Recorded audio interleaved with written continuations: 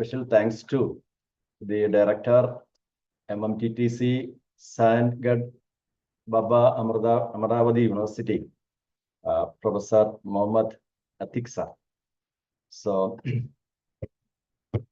this topic already, as you have seen during the past 3 days, I think this is, I assume this is the 4th day. So it's about skill development. Okay. So when the professor was introducing me, I was thinking my 3 decades of service, teaching and all. Now with the NEP, we are all entering into a new phase. All the traditional mode of teaching, that's all. It has to be shifted. There are a number of reasons. And one reason we would say, we know that is the tools which are available, ICT tools. Along with that, the positive aspect of COVID is that it has made everyone, school kids, parents to a certain extent, and college teachers and students, everyone, ICT enabled and expose the world. Lots of exposure, the young students, the youngest days, the next generation got. So now they have a lot of avenues. Okay. And they are looking for opportunities. And now at the phase which we are moving ahead, India with all its infrastructure development, students also got a lot of mobility. They have social groups and they know how to travel very easily. Now with the arrival of Uber and everything, the travel has become so easy. So people are moving out, that's what I'm saying. And then during my last phase as a principal of the college, I was surprised to see the youngsters, their aims to go out with or without the consent of parents also. Not all are from very economically well set families and all, but they are taking that they have the ambition to join the best of the best places, whether it is in the north part of the country or western part of the country and anywhere. So everything is changing, and for what it's all. So, and as I said, 30 years of my service, teaching and all. Yeah, we were following mostly the traditional mode of teaching. And many of our youngsters, and I have very personal experience with for the past 5-7 years, the youngsters from our country with the great hopes, they go abroad and they find out that they are not at par with, we will see, look into that. And we should have changed it long ago. And they realize that we are all good people, but the last 12 years of teaching, 15 years of their graduation or schooling in the Indian education system, there are advantages, but disadvantages also that we'll see in this topic. So in this topic, I know the afternoon session, I will try to make it as lively as possible. I will be sharing a few videos, some real life incidences, comparing with some countries. And it is not going to purely theoretical talk on skill development, everything like that. Okay, so with your permission, yeah, I can talk in this tone. I'm audible. Is it clear? Because text is also there. But for me, one slight problem is there. I'm not very familiar with the Zoom. Yeah, now I got the skill. Yeah, but because basically we all using Google Meet generally, and then Microsoft Team in the colleges. Again, but so there will be slight delay that you have to bear with me. Okay, so I will share my slide and we'll straight away go to the topic.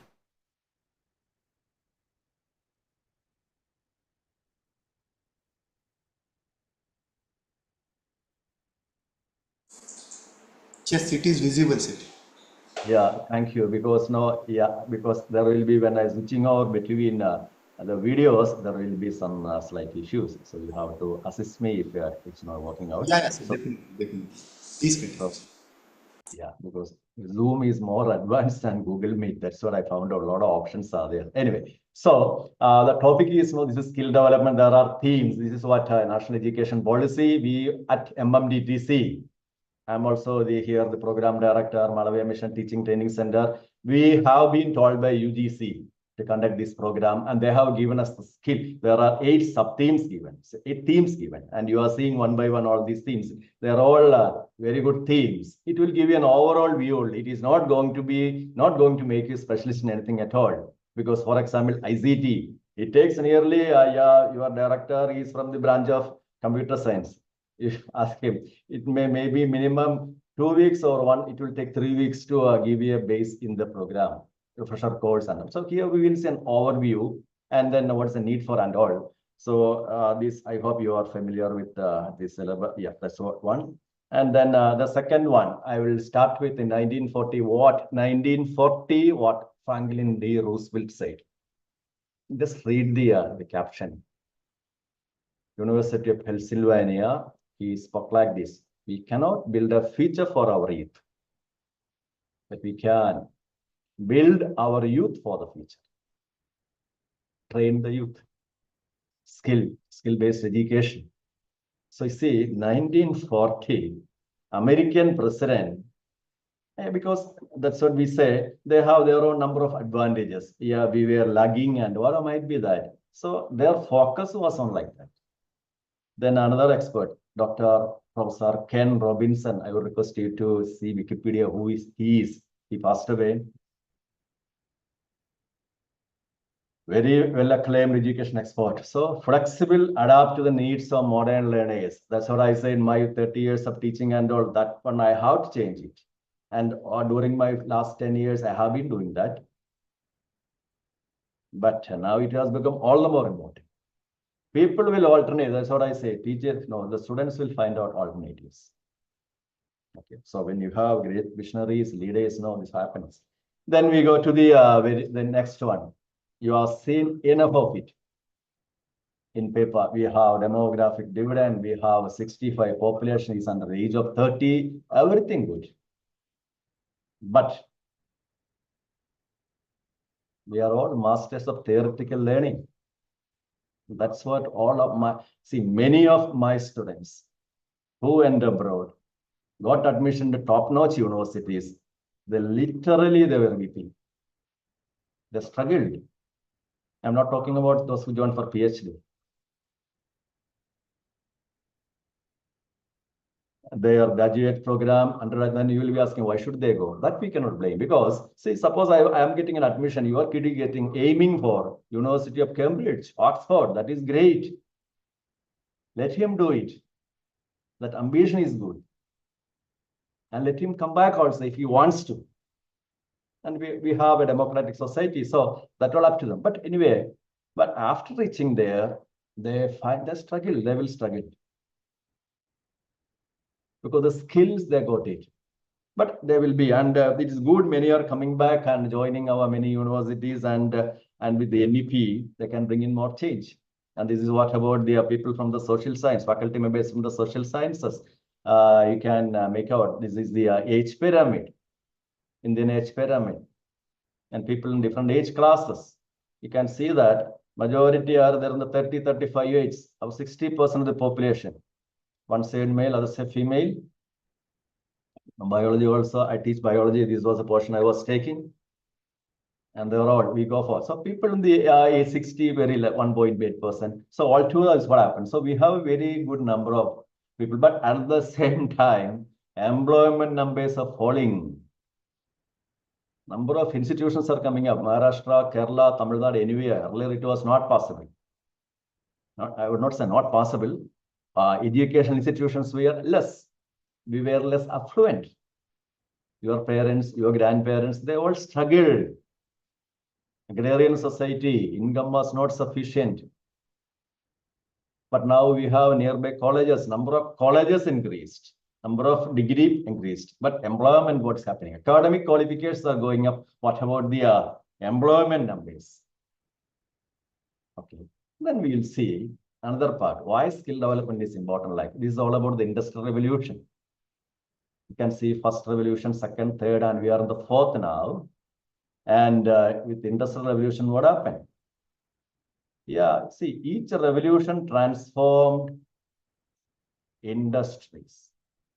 economics, society changed, technological advancements came along with that. You see, first one, yeah, that is steam engine and mechanization. So in my sustainability goal class, I used to say, and there started the arrival of carbon dioxide into the atmosphere and global warming, greenhouse gases started coming out because engines would, so till then people were moving with some cart or mechanized. So with the arrival of steam engine, mechanization, factory, urbanization. So when it began, only very few places, London, Manchester, and there and here and all. But when the number increased, pollution, then anyway, that's not our line here. So second industrial revolution, electricity, arrival of electricity. See, first one is steam engine. You see the old movies, the best example is our Gandhi movie.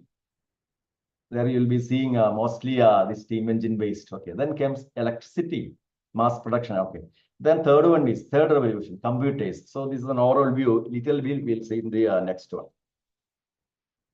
Yeah. So what happened with the first industrial revolution? Steam engine, mechanized, everything fine. Okay.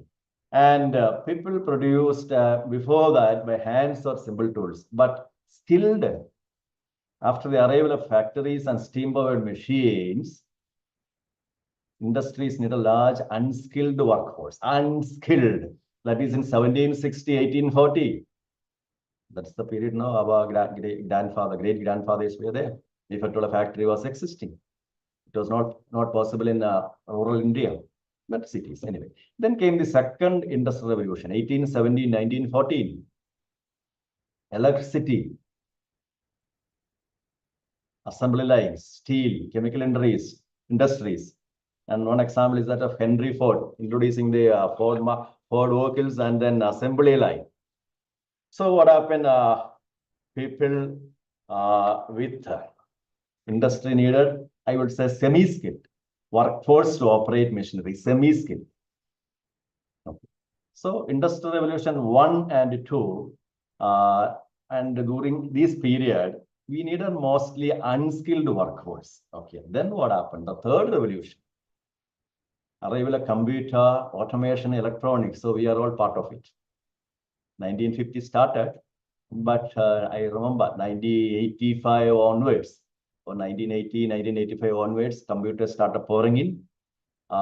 Okay, so that is the period when I was doing PhD, MS-DOS was there, that is in the 88, 90 period. Computer was very rare. Still all, anyway, so arrival of computer and those with the digital automation and all. But another country, Japan, car industry used automation, they started using. And by 2000, it all changed. Agreed. But along with that, what happened? The workforce, it shifted. What happened? Workforce to learn, adapt by learning new skills. You know that because what happened during past many years, people with computer skills and all, it became easy for them. Okay, so the digital technologies that is there, and many were advantaged. Okay, so we were going on like that. Then came the next one. 2000%, and what's going on? The fourth industrial revolution, AI, robotics. You know that AI, robotics, and 3D printing, big data, all these things.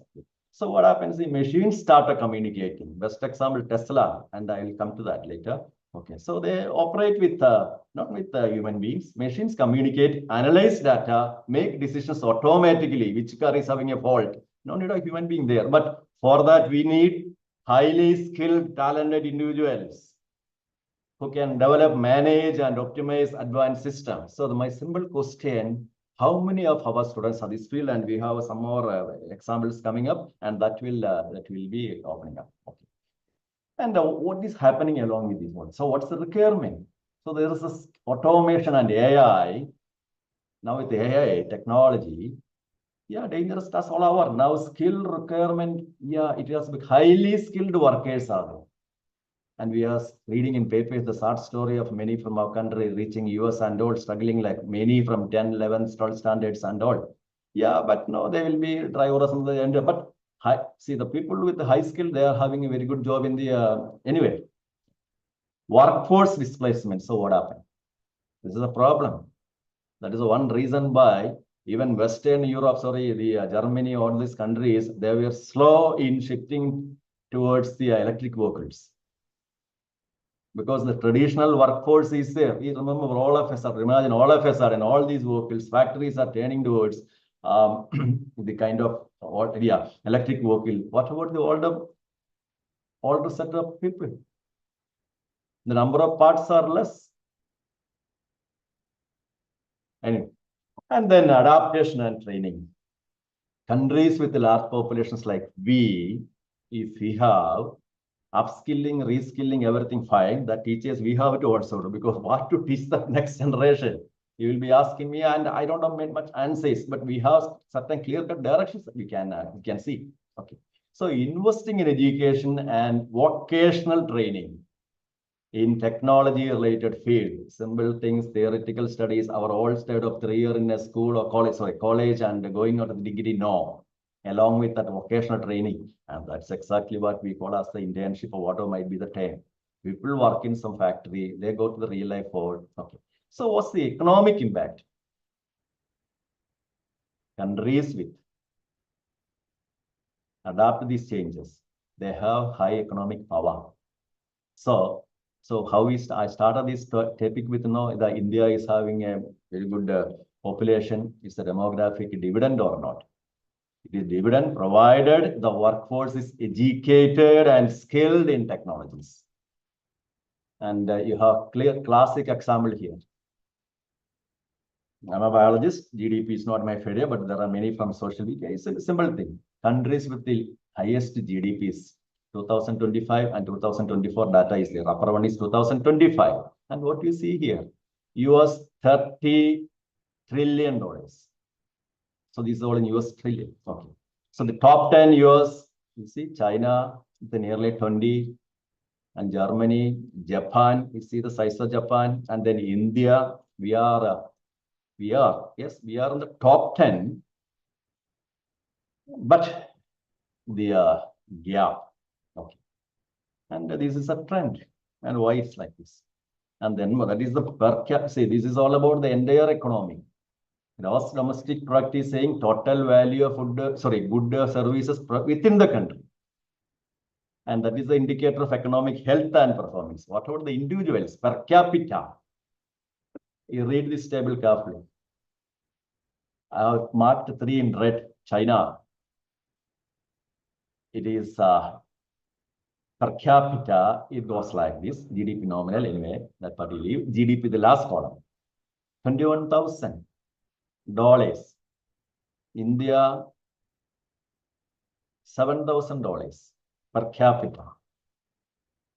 Brazil, though with the 2 their GDP is small, they are with the $17,000. So we have more people. So there's a chasm. And why it's like that? We know that exported oriented economy of China. Okay. Economic growth and higher GDP symbol. And how that's possible? See, I'll be comparing a lot with China because there are reasons, not because nothing more. I feel sad for my country. That's why. Education and skill development, productive and skilled workforce. And that's what this topic is about, how to make our youngsters skilled. And this is a global picture. All these blue, yes, Canada, this is North America and South America in green. And Russia is dark green. You look for the yellow and red and brown. They are the ones with low per capita income.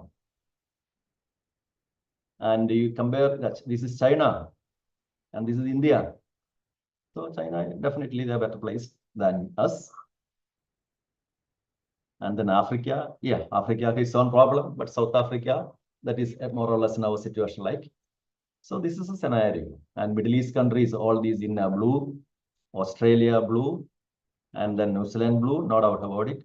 So this is the overall picture, economic growth. Okay. So our topic is we are talking about education. So these 2 links I will be sharing with you later. Squandering the demographic dividend we are doing, we have youngsters agreed. But This article there are two articles. I'll give the link. One from the Frontline, Hindu and all.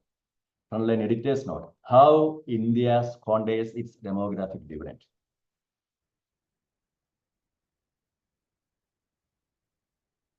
Hello, sirs, I can go like this. No problem. Is it okay? Yeah, it's fine, sir. It's fine.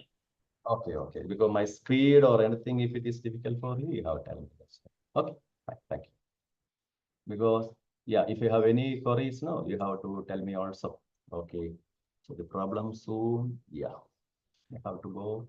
Yes, here it is.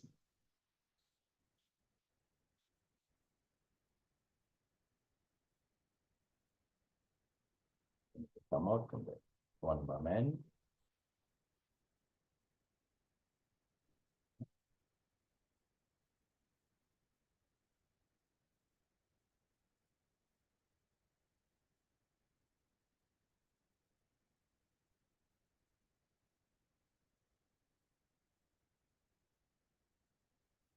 My screen, is it visible? Yeah, Professor Thomas, it is visible. Okay, okay, right. Now where I am exactly, 1 moment.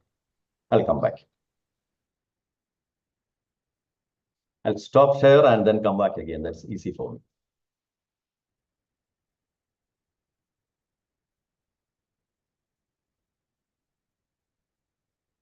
Yes.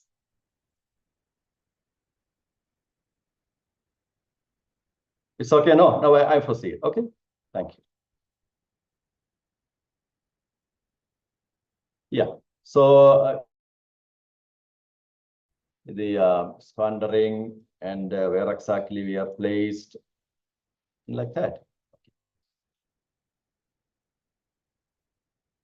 Yeah, this is a bit serious.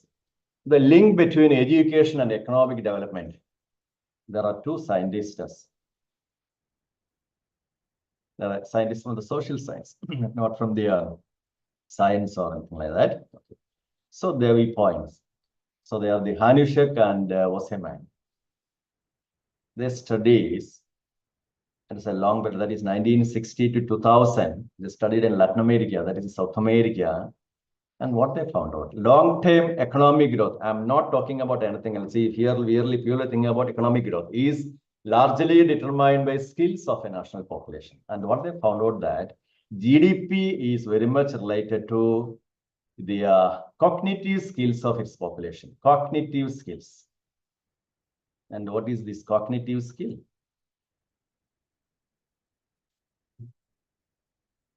And that is known as the knowledge capital concept. Knowledge capital concept. Anisha Koseman, they are international figures, 2021 book, and you may, those who are in the area interested, I'll be sharing all these things. You can take it out later. I would say it is worth referring. So the knowledge capital concept says the knowledge capital is the fundamental driver of economic growth across nations. Cognitive skills of population, that is math, science, problem solving abilities. And then they have evidences also. And what is that? Empirical evidences. They have evidences. They have seen that wherever student performance has been good in PISA and TIMSS, two international exams. And that is very much related to GDP. Countries with higher ranking. And what is the impact gaps? Okay, so they are advocating educational quality should be updated. We all know that. Investment in teacher effectiveness, aligning curricula with the global standards.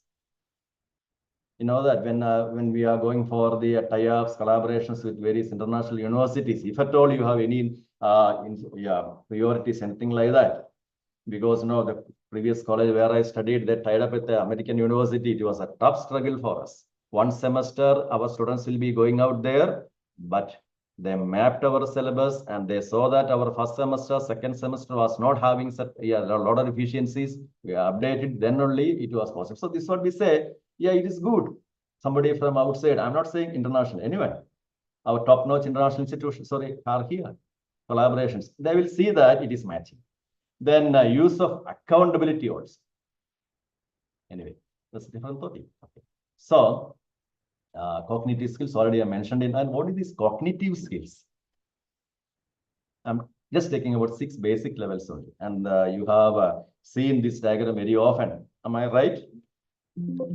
Yeah, this is a Bloom's taxonomy, and where you might have attended classes where teachers told you there are, you can see in the Bloom taxonomy, that's the hierarchical arrangement of cognitive skills. And here on the left side, you see lower order thinking skills are there.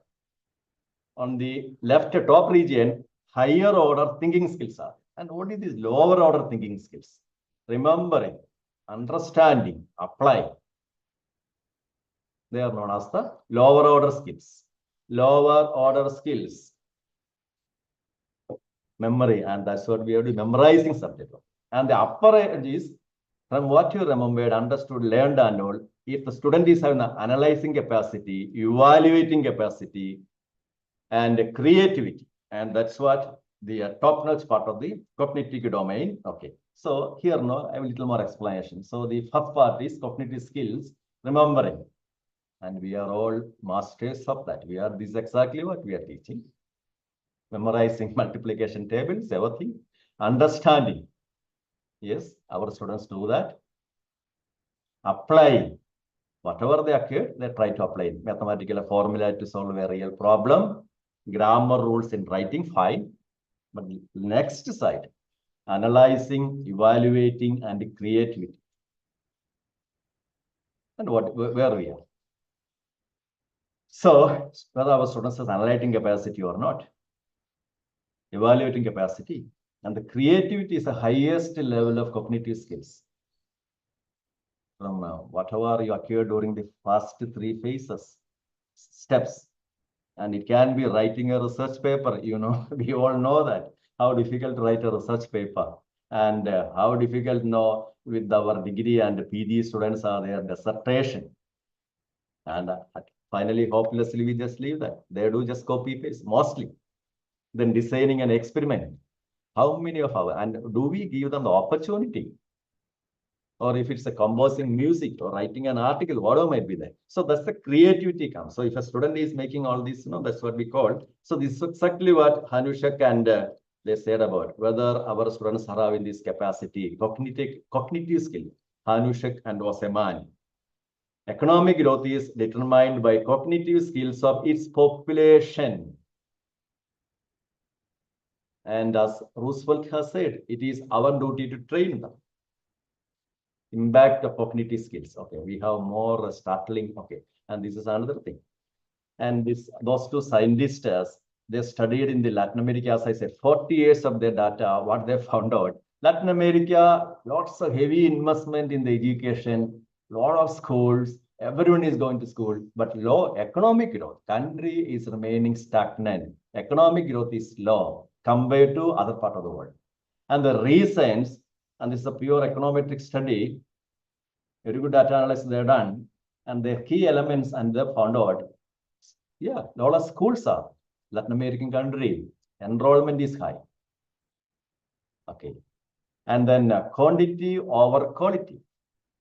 Quality of education is low. How that you can assess it? Very simple. See, when our students try to go abroad, or when they try for GRE, GMAT, what happened?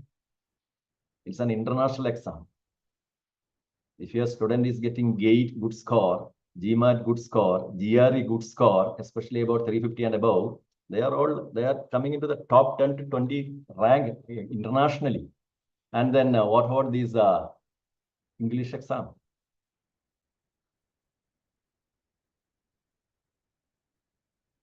Sorry, I forgot. What's the name of that English international exam? No, everyone has to see, and they get 6, 7, 8, 9 scores. IELTS.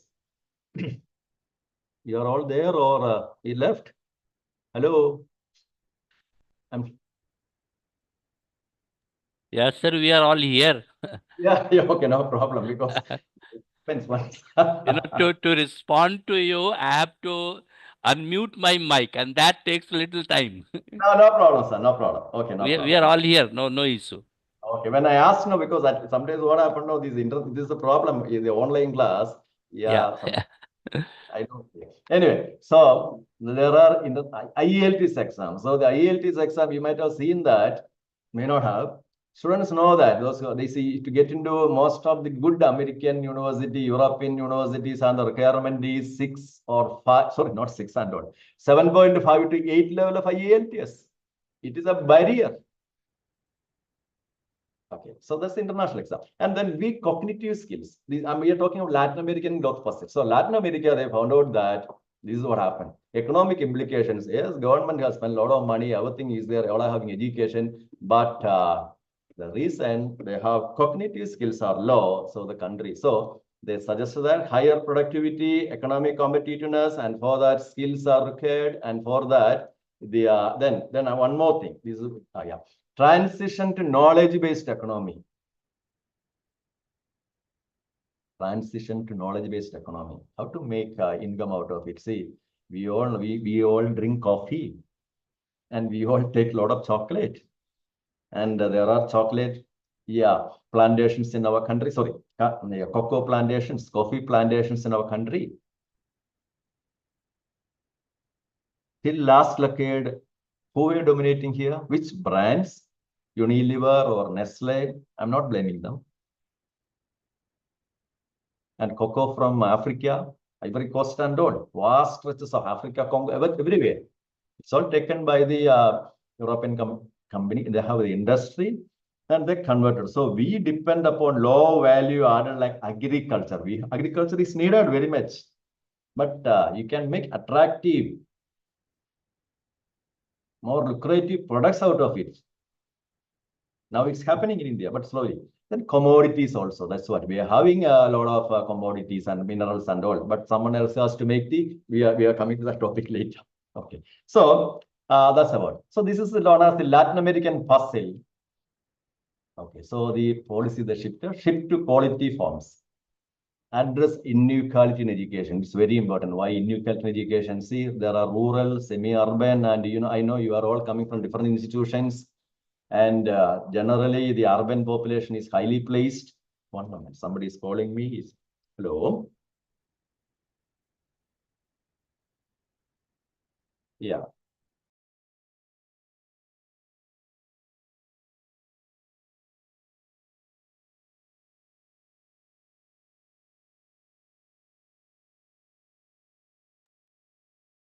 Okay, so sorry.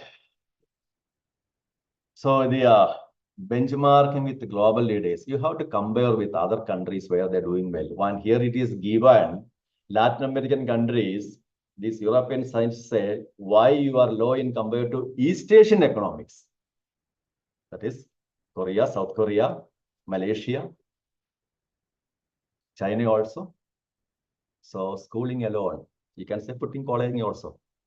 Acquire the cognitive skills or not. That is our duty. Okay. And that's the reason why we are struggling like it. So what is required? Okay, so I think I have talked to you about the major point here. So we'll go to the next one. Otherwise, no, I will be little slow. Okay. Then there is one important thing. We are also. I was not aware, but only recently I noticed that there is a PISA exam is there, not the other PISA. So PISA. It is known as a program for international student assessment, internationally well-acclaimed exam. It is maintained by OECD. OECD is a consortium of 30 developed countries, Organization for Economic Cooperation and Development. And they conduct the test. And this is for our +2 students, 15-year-old students. And it is conducted once in 4 years. And evaluate the skills of science, maths, and reading, and problem-solving capacities, international test. So 80 countries are participating, and the latest results, Singapore is the topmost one. Singapore, Japan, and what are the countries you are seeing here? Singapore, Japan, Taiwan, Vietnam, China. Top performers. Not the European or Western countries. These are the countries. Okay. And this is from the Wikipedia. I'll share you the same I will be sharing with you later. We did not participate. India participated once, and that was enough. And what we see in this figure, the top scorers are all in this green. Singapore, Chinese, like that. You can see in the map also. Canada, United States, they are all. And then the European countries, Europe, Australia. Do you see any pattern here? When you compare with their education and their +2 students are performance and the economies of this country. And then mid-level, MID, mid. Hungary, Spain, Lithuania, Italy, Norway, that is surprising. Israel. Okay. Serbia, Iceland, everything. So they are the mid-level countries. And then the bottom line, red. Yeah, bottom is okay. You know what happened to India? Very sad story. We serviced government of India, allow students from 2 states. Not blaming anybody here. In 2009, we went for the test. 74 countries participated. We were ranked 73, just higher above Kyrgyzstan. A country with 6 million against a country with 1.1 or 2 billion at that. Billion. More than 1,000 million. Okay. So thereafter, we did not. And we will say that standard. You see, that's not an answer at all.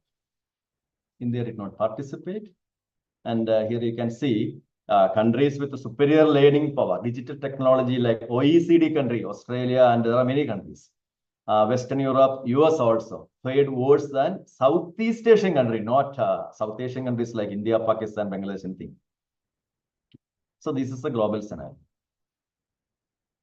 So that's why, and this says about this, the globally also, this international educators, industry, and the people in the academic, based on the score, they can say which part of the world where the education system is good. When you are seeing Singapore is the top of their education is good.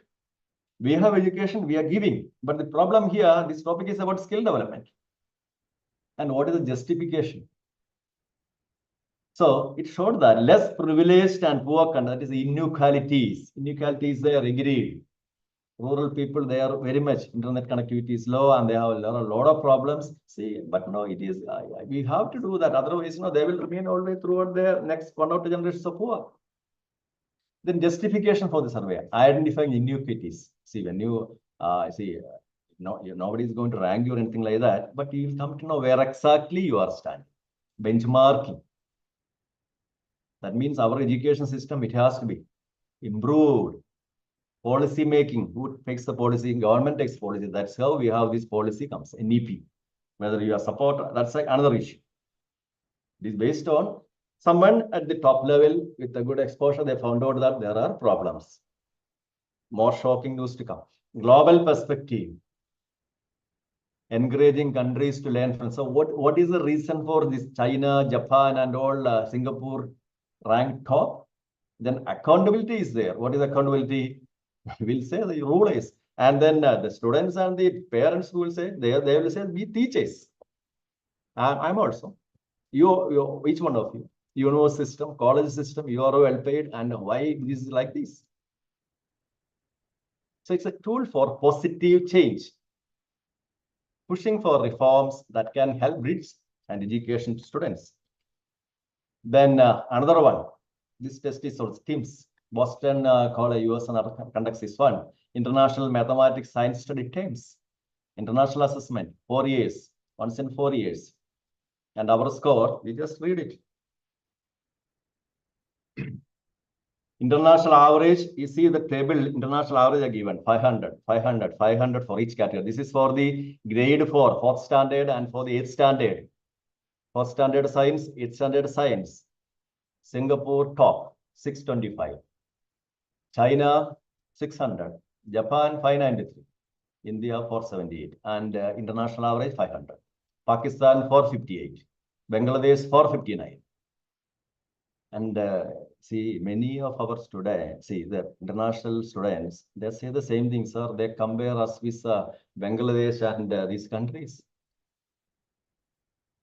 I'm not exaggerating anything. And it was a shocker for them. How can they compare us with Bangladesh? I say that, see, that's the scenario. And here you see.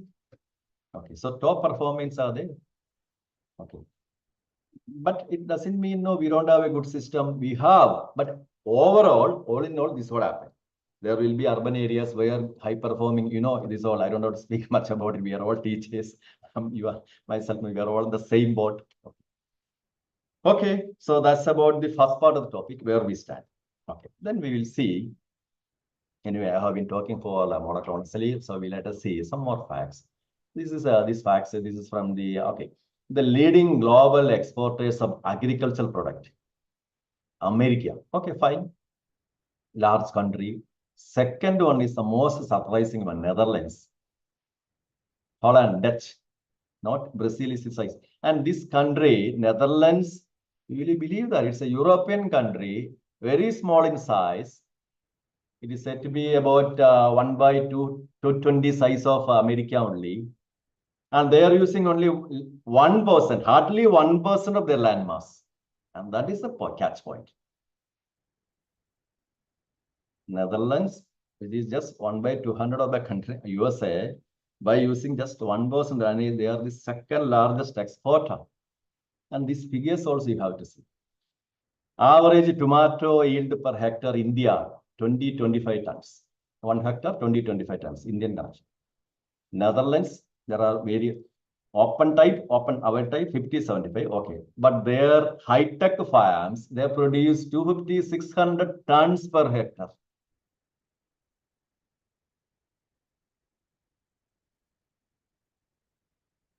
Tomato yield per hectare.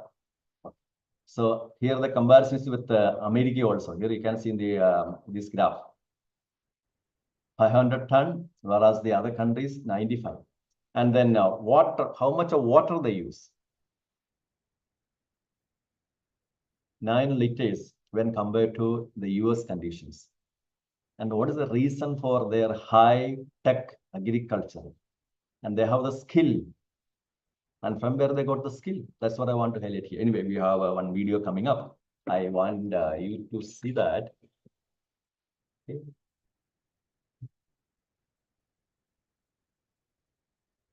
So I'll switch over to another screen. And for me, as I said, no, I'm little slow with this technology that is. So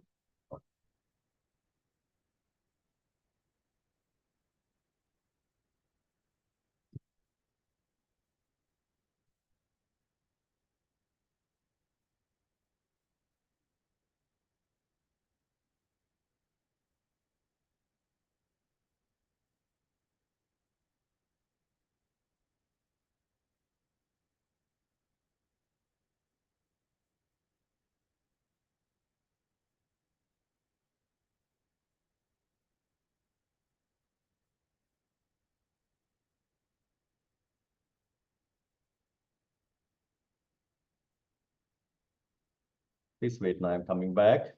Okay.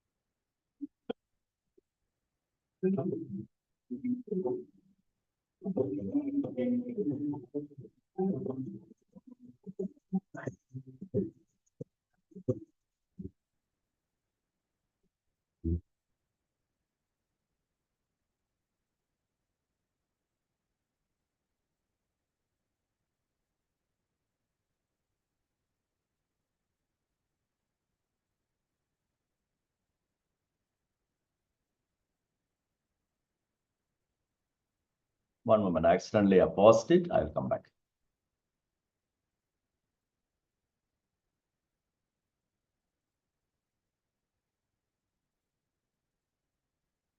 Okay.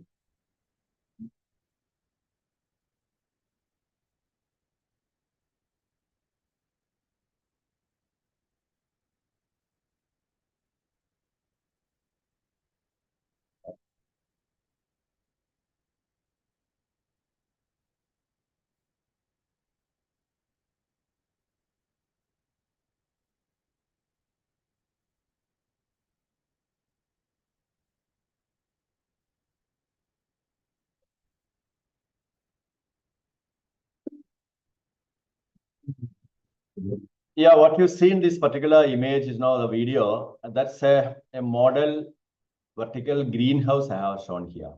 This is a kind of technology being used in the work. And the skill for all this from where it has come.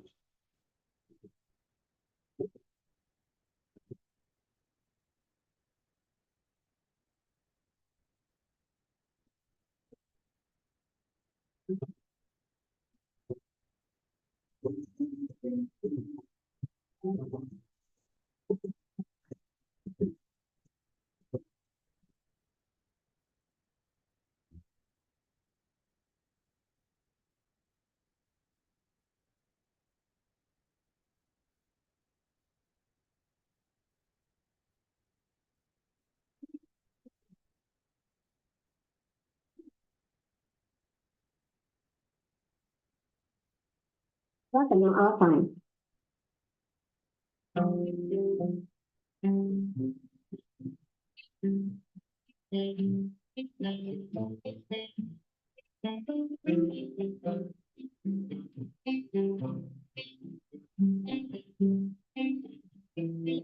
You just look carefully in this one. Here, actually, the plants are, this is what we call as a vertical planting. So inside a building, greenhouse is formed. In this European country, it's in Europe. So they have greenhouses where the temperature, everything is controlled. And these plants are not grown in the soil. Instead, and the base now they placed inside a media. It could be a volcanic airlight one material or coconut fiber. And instead of soil, nutrients they add.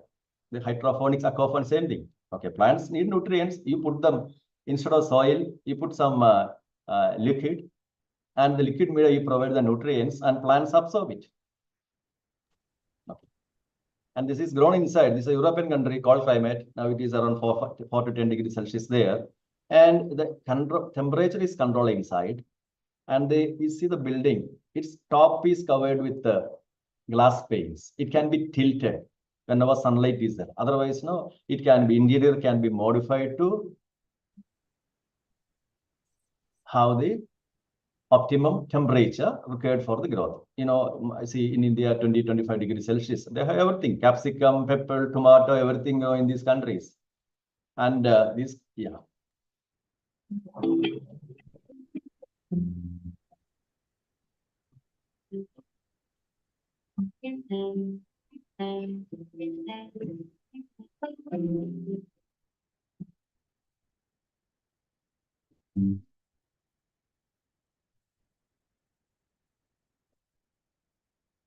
And you look at the people who are working there. These are small industries. And I would say this would be internships programs. When there are a number of firms like this, imagine your students, I'm a biologist, botany students or plant biology students, they have, and not only that, there are chemistry, because everything is involved. Plant growth involves a lot of factors. So students from various fields. Okay. So this is what we call an industry exposure ultimately happen. But for that, we need good industry like this, modern industry.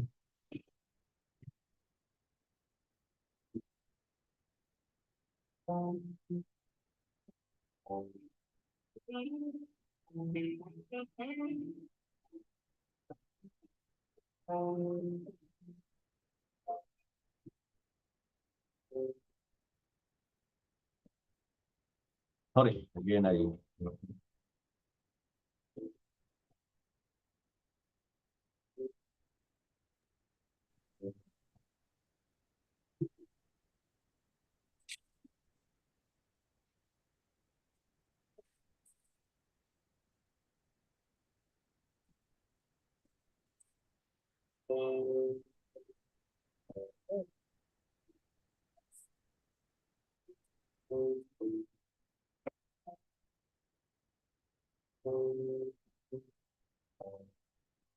I'm moving up, yeah, forwarding it.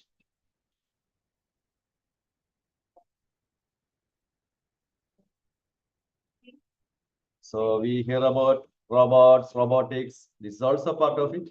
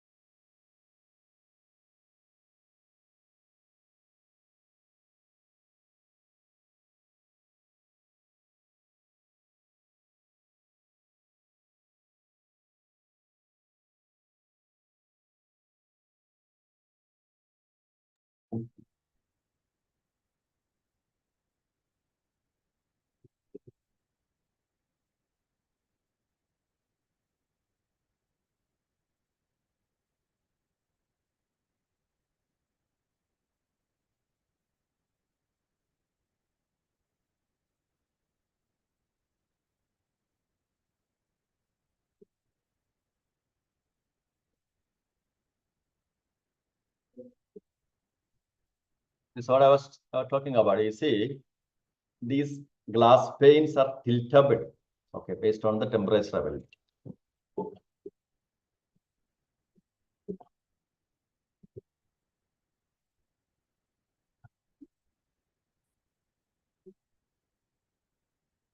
This is green chili. I'm talking, this is a European country, Azerbaijan, New Zealand, everywhere, and the mass production like this.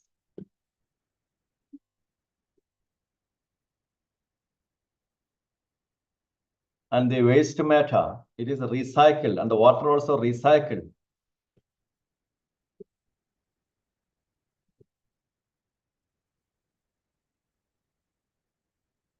And you can look at the media. See, this is what I was telling. These plants are not grown in pots or anything, not in soil. We will see more of it. Okay. So the media used.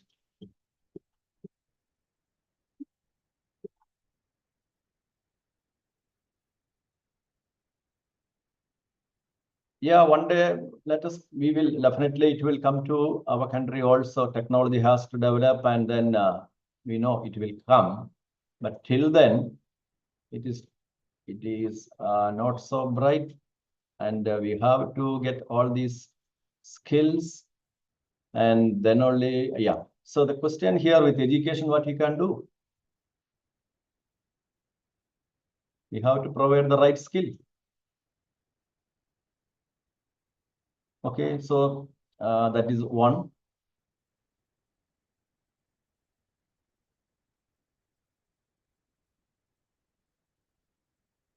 Yeah. So the presentation was, so this slide was about greenhouse farming. And what is the greenhouse farming? So you can see a small greenhouse farming shown here, farm. Okay. So it's cultivation of plants in a small protected environment, you see. And you think about whether pesticides, everything is controlled here. Sun rays controlled here. Then water use is controlled here. And pesticide application, it is not become necessary, and emissions, that is also stopped. So traditional agriculture, how it, and you look at Netherlands is having 4,000 greenhouse enterprises there,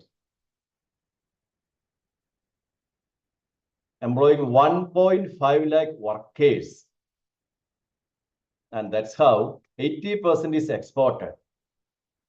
So my question, what about our traditional farmers, and what is why our traditional farming system? I'm not blaming anybody here, but when you have to compare with this compete with these technologies.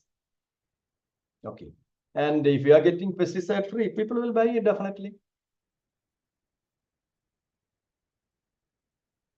Okay.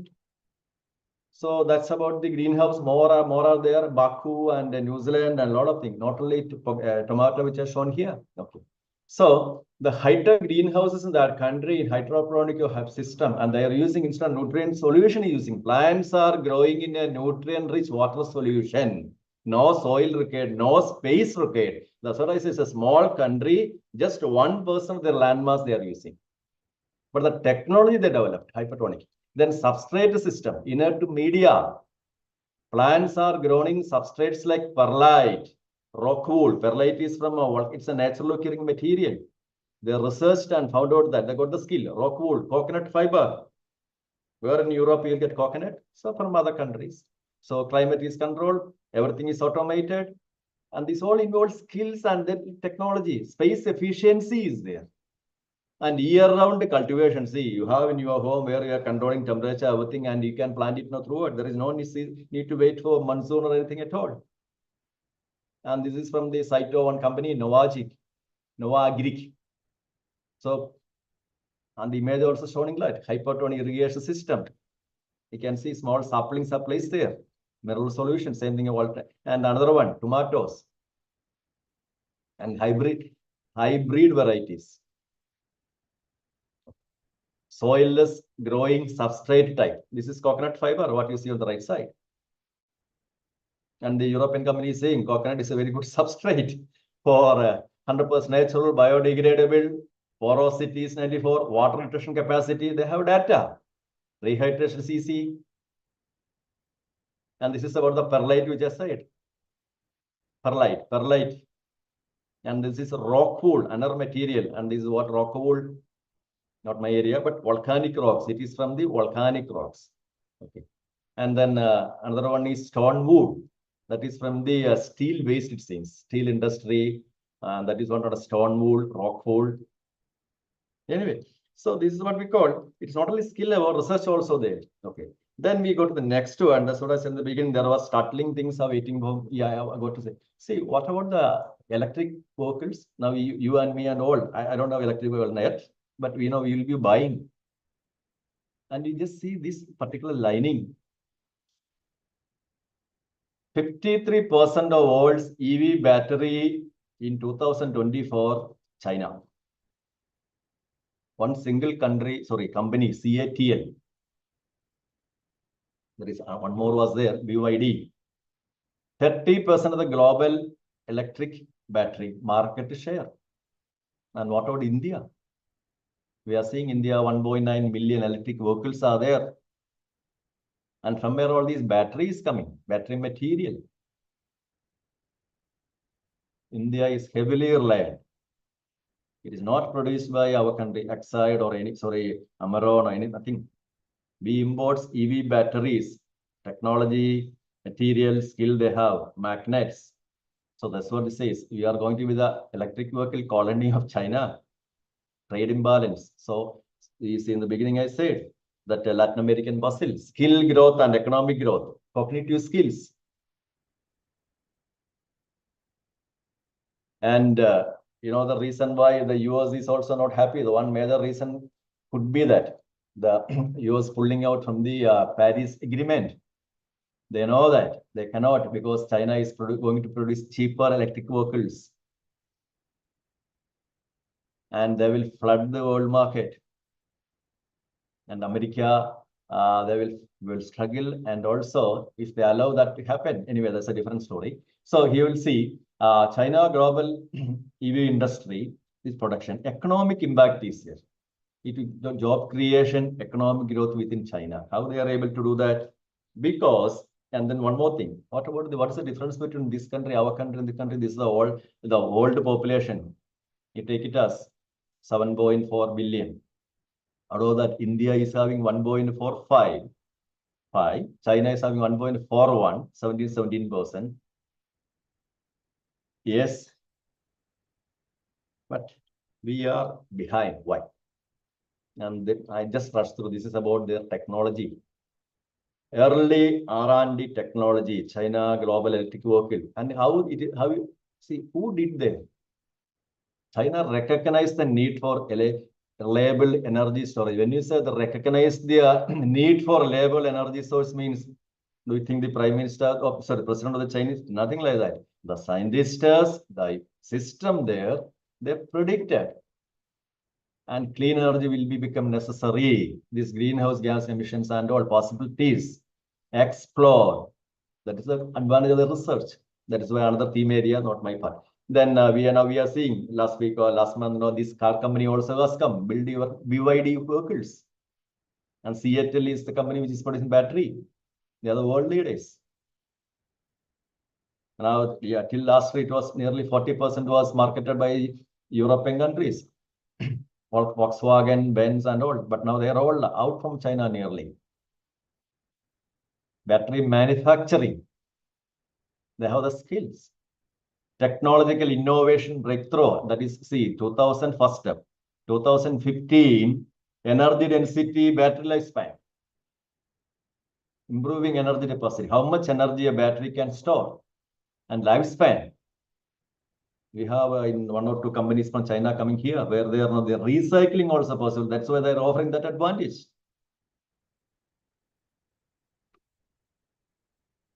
Battery recycling sustainability 2017, part of their R&D.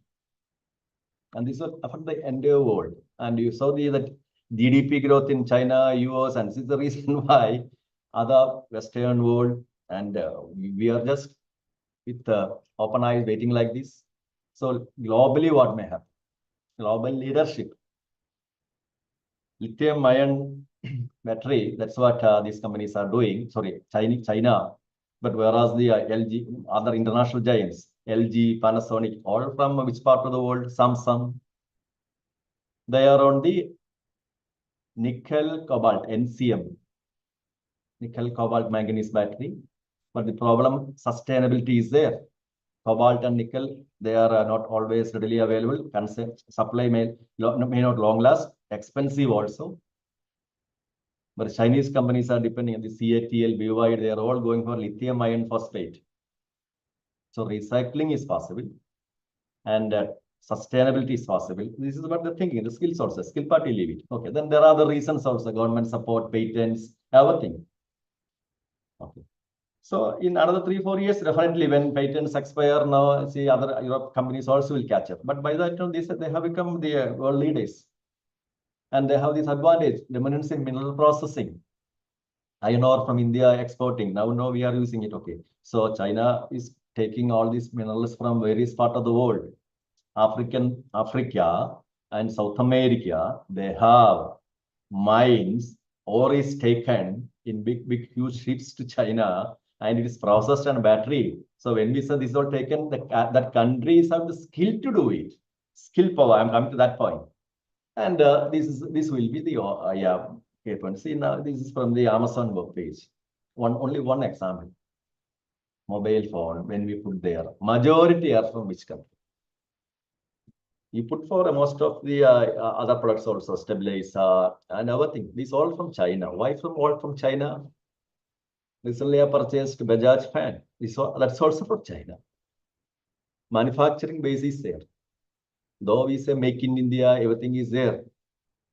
That's what I said. Skilled workforce is a problem in India. Many of these countries, that's one reason why. Though population-wise 1.4 billion both in countries, they have the expertise. Because our students are good in theories. But practical skill, and this topic now, I'll be going not the other hardcore NEP, like no, I would not say. But here, no, we compare with this country and where we stand, where we have to change. I'm coming to that point. So China's focus on Industry 4, Industrial Revolution 4th stage, vocational training is the key reason. Students for high-paying jobs. What we do? I'm a biology student, teacher. My BSc, MSc student, what they're going to do? Maybe in some pesticide coming to but what knowledge he has about pesticides, spraying and all? Limited exposure. He's an all-in-all of everything. Then manual labor, okay, they are using workers. We have motors and attracts foreign investments. That's what I said. See, foreign companies, you know that in the West now they have all these youngsters are less, population is aging. And in India is having young population, agreed. Chinese have young population, but skilled in modern technology, they rise. Dominance in electronics, Amazon, anything, pen drive or USB, anything. And here I have the battery pack, everything from that country. Even if we don't want to pay, we are against buying from country, but the price wise and the features are so attractive. That's what going to happen with the new cars also. But anyway, Indian companies are but electric battery, we are trailing. Not only we are, all across the world, that's the scenario. But European countries, now they're trying to have their own factories and technology, they will catch it up. But no, our companies yet to reach anywhere. That's what I've get. Okay. So then we will see why this is the reason for, and this will be an eye-opener for all of us. What is their advantage and how they are faring so well like this? Sirs, I can go like this. I'm both. Is it okay? Somebody there? Yeah, someone unmute or put a message.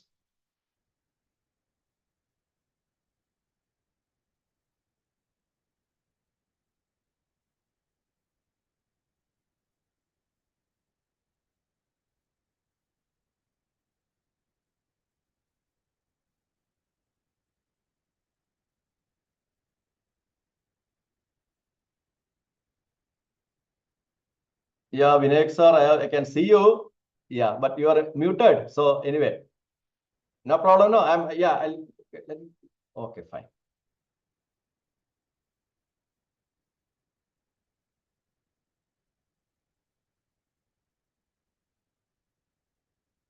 Okay, I am sure continuing. So what we see, they have reforms in vocational education.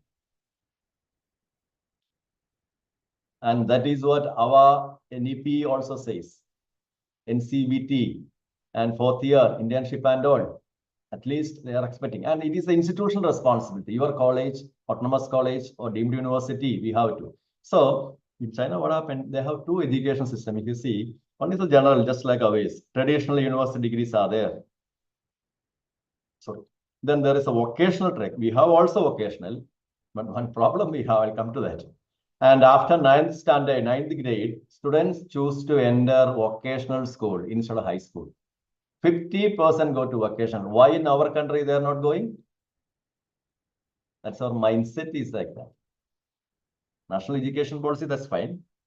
But here, students go to polytechnic, ITI, and that all, no, we don't promote. And also, anyway, reforms in there are other reasons also, we'll see that. Then strong industry collaboration and apprenticeship programs. And that is shocking. Not shocking. Yeah, that is what happening there. Colleges operate in isolation in India, but in China, closely with industry. There are some university, many universities now where they have started industrial tie-up and all. Students know, for example, Bajaj, somewhere I saw that, Tata, and there, see, yeah, it need not be the top-notch countries. Good companies in your locality, we can attract them. See, if you curriculum, if you revise, but for that, no, we like freedom. But in autonomous college, to certain extent, they can do that. Co-design courses, you see that companies co-design courses to match real-world industry needs. Electric vehicle battery technology, 2000. They predicted, that's what I say, see the vision. The leaders, they realize that, or their science and technology, whatever might be that, yeah. And then companies co-design courses. Example is Foxconn, that is Apple. Huawei, Xiaomi, BYD is a car and battery also. Training programs directly vocational schools. This is what we call a skill development. When we will do that. Then they followed Germany's dual system. That's what I see. visa, whatever might be that, international exposure helps. We can gloat over saying that traditional Indian system, everything is fine. But finally, without income, when the population is starving, as I showed in the one of this diagram, GDP wise, per capita, individual income, we are the lowest. So 50% of their time in factories. I'm not saying students shouldn't be going to factories. No, that's not the mindset like, but they get practical experience. So students graduate with the job-ready skills, absorbed in the workforce immediately. That's the policy. So massive government invests in vocational training. Our government also says same thing, but we are not ready to include vocational training in our students also. They are also just take it in the stride, like 1 year, 2nd year, 3rd year, and the life is all singing song. And see, that's the way mainly take theory, some by hearting they do. But practical study is something different. Funding for skill development. Subsidized for that is an reading. This is the most important part. Do you agree with me? Cultural mindset shift. In China, vocational careers are respected and well paid. And if anyone of mine or your son or daughter is studying in a polytechnic, they are the luckiest and they are the visionaries, I would say, what are my reasons. But others will look down. Society pressures students into white-collar degree. We send them all to engineering, medical, all those things, and ultimately they end up like that. But valuable, honorable, craftsman spirit combined.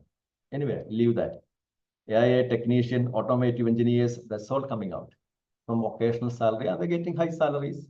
And when these factories are coming to their country, there are skilled youngsters are there.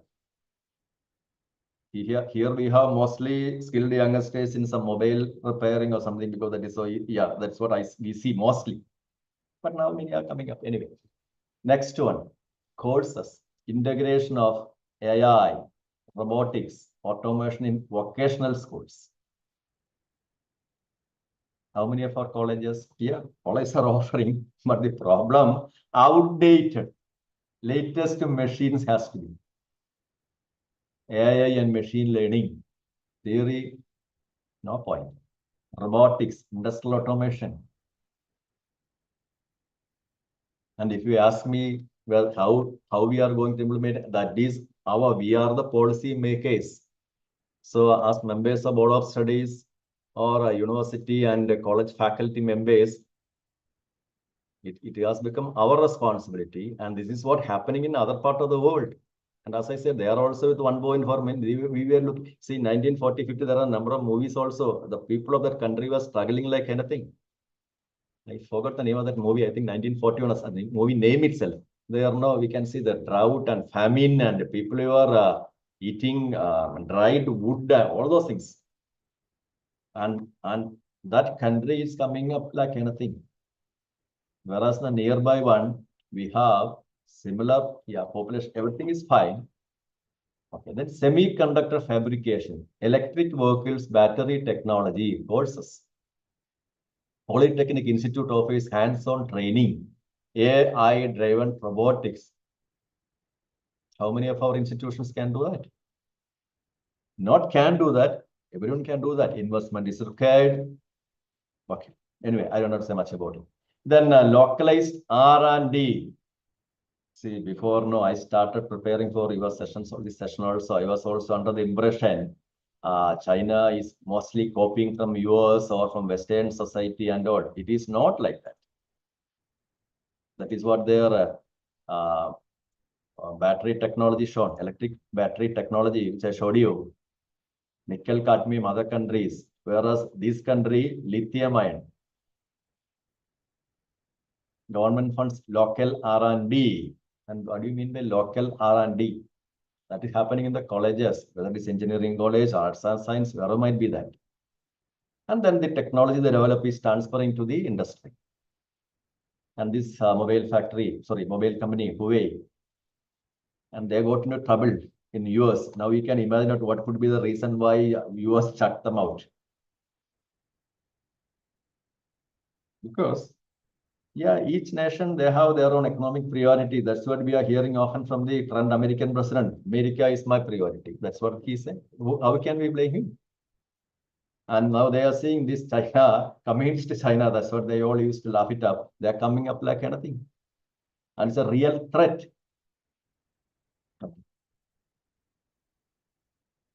Private sector participation and foreign influence.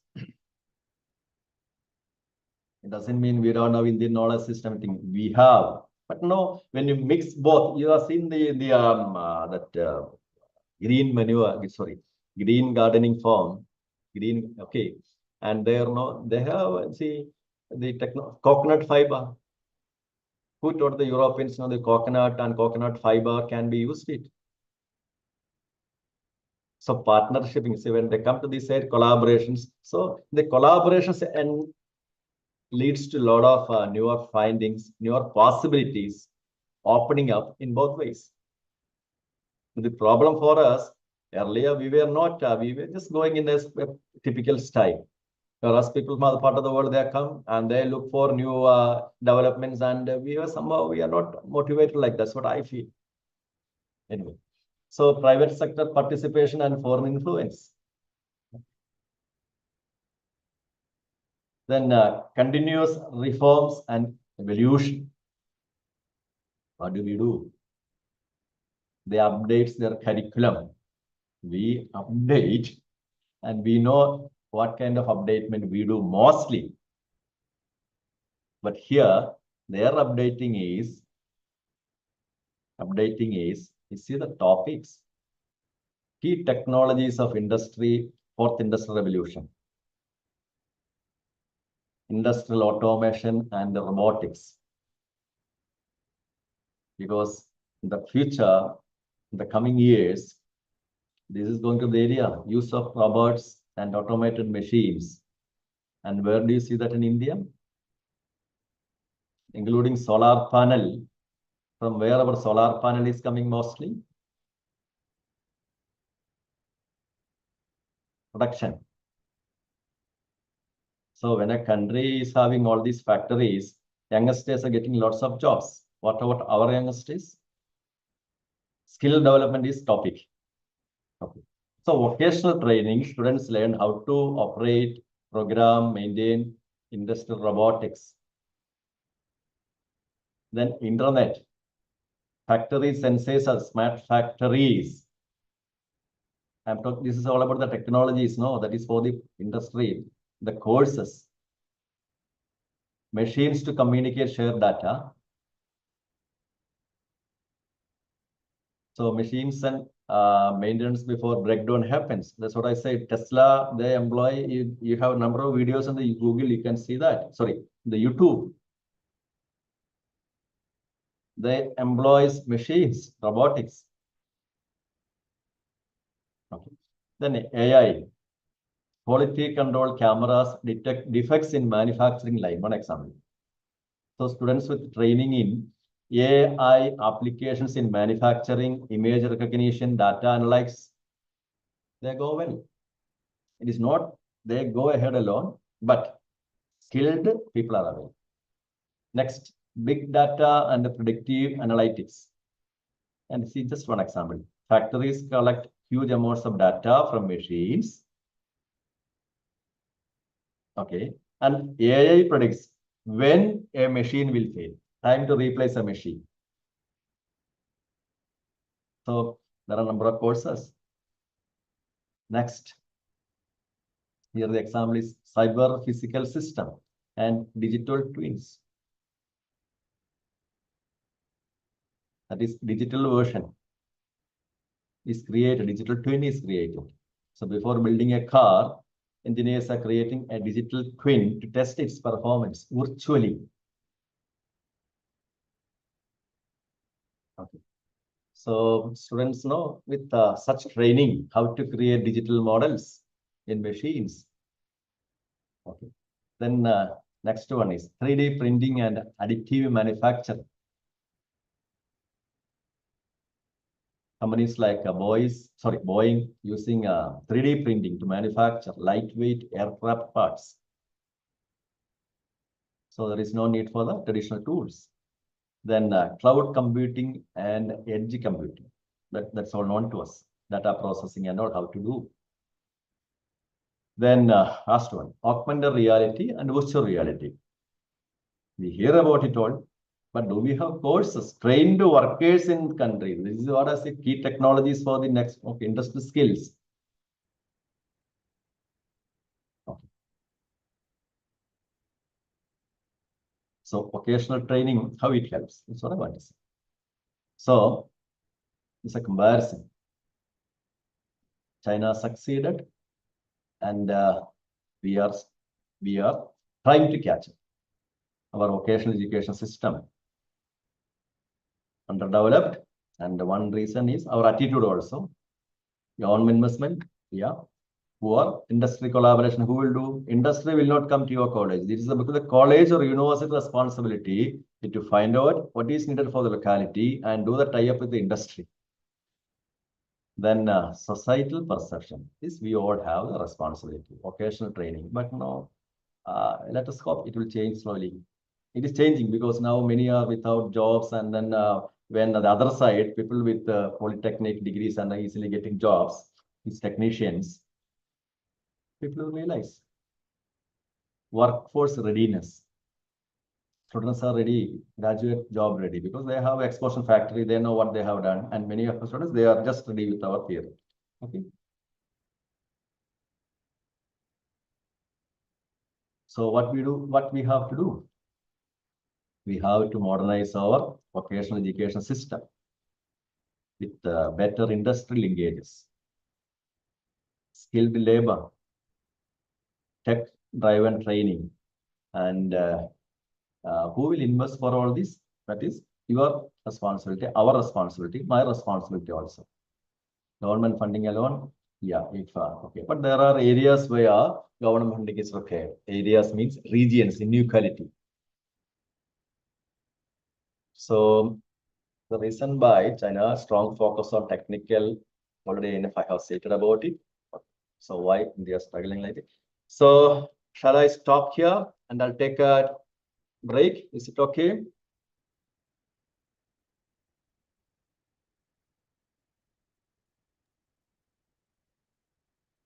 Yes, sir. I think you can give 10 break minutes? for some time. 10 minutes, yeah, will be all right.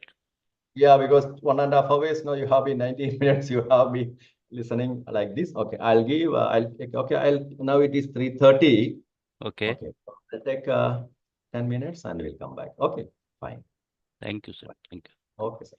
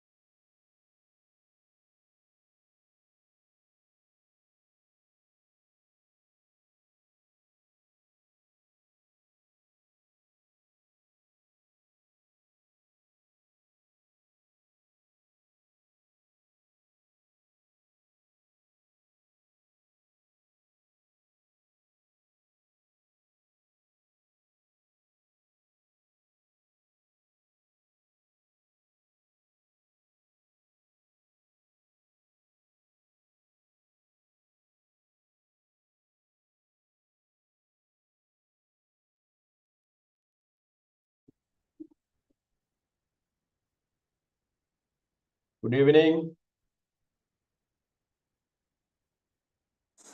Yes, sir. Good evening, sir. Yeah, so, okay, I hope, yeah, people are, yeah, our team have returned, so we will start. Yeah, sir. Please continue, sir. I missed showing you, yeah, and one more thing.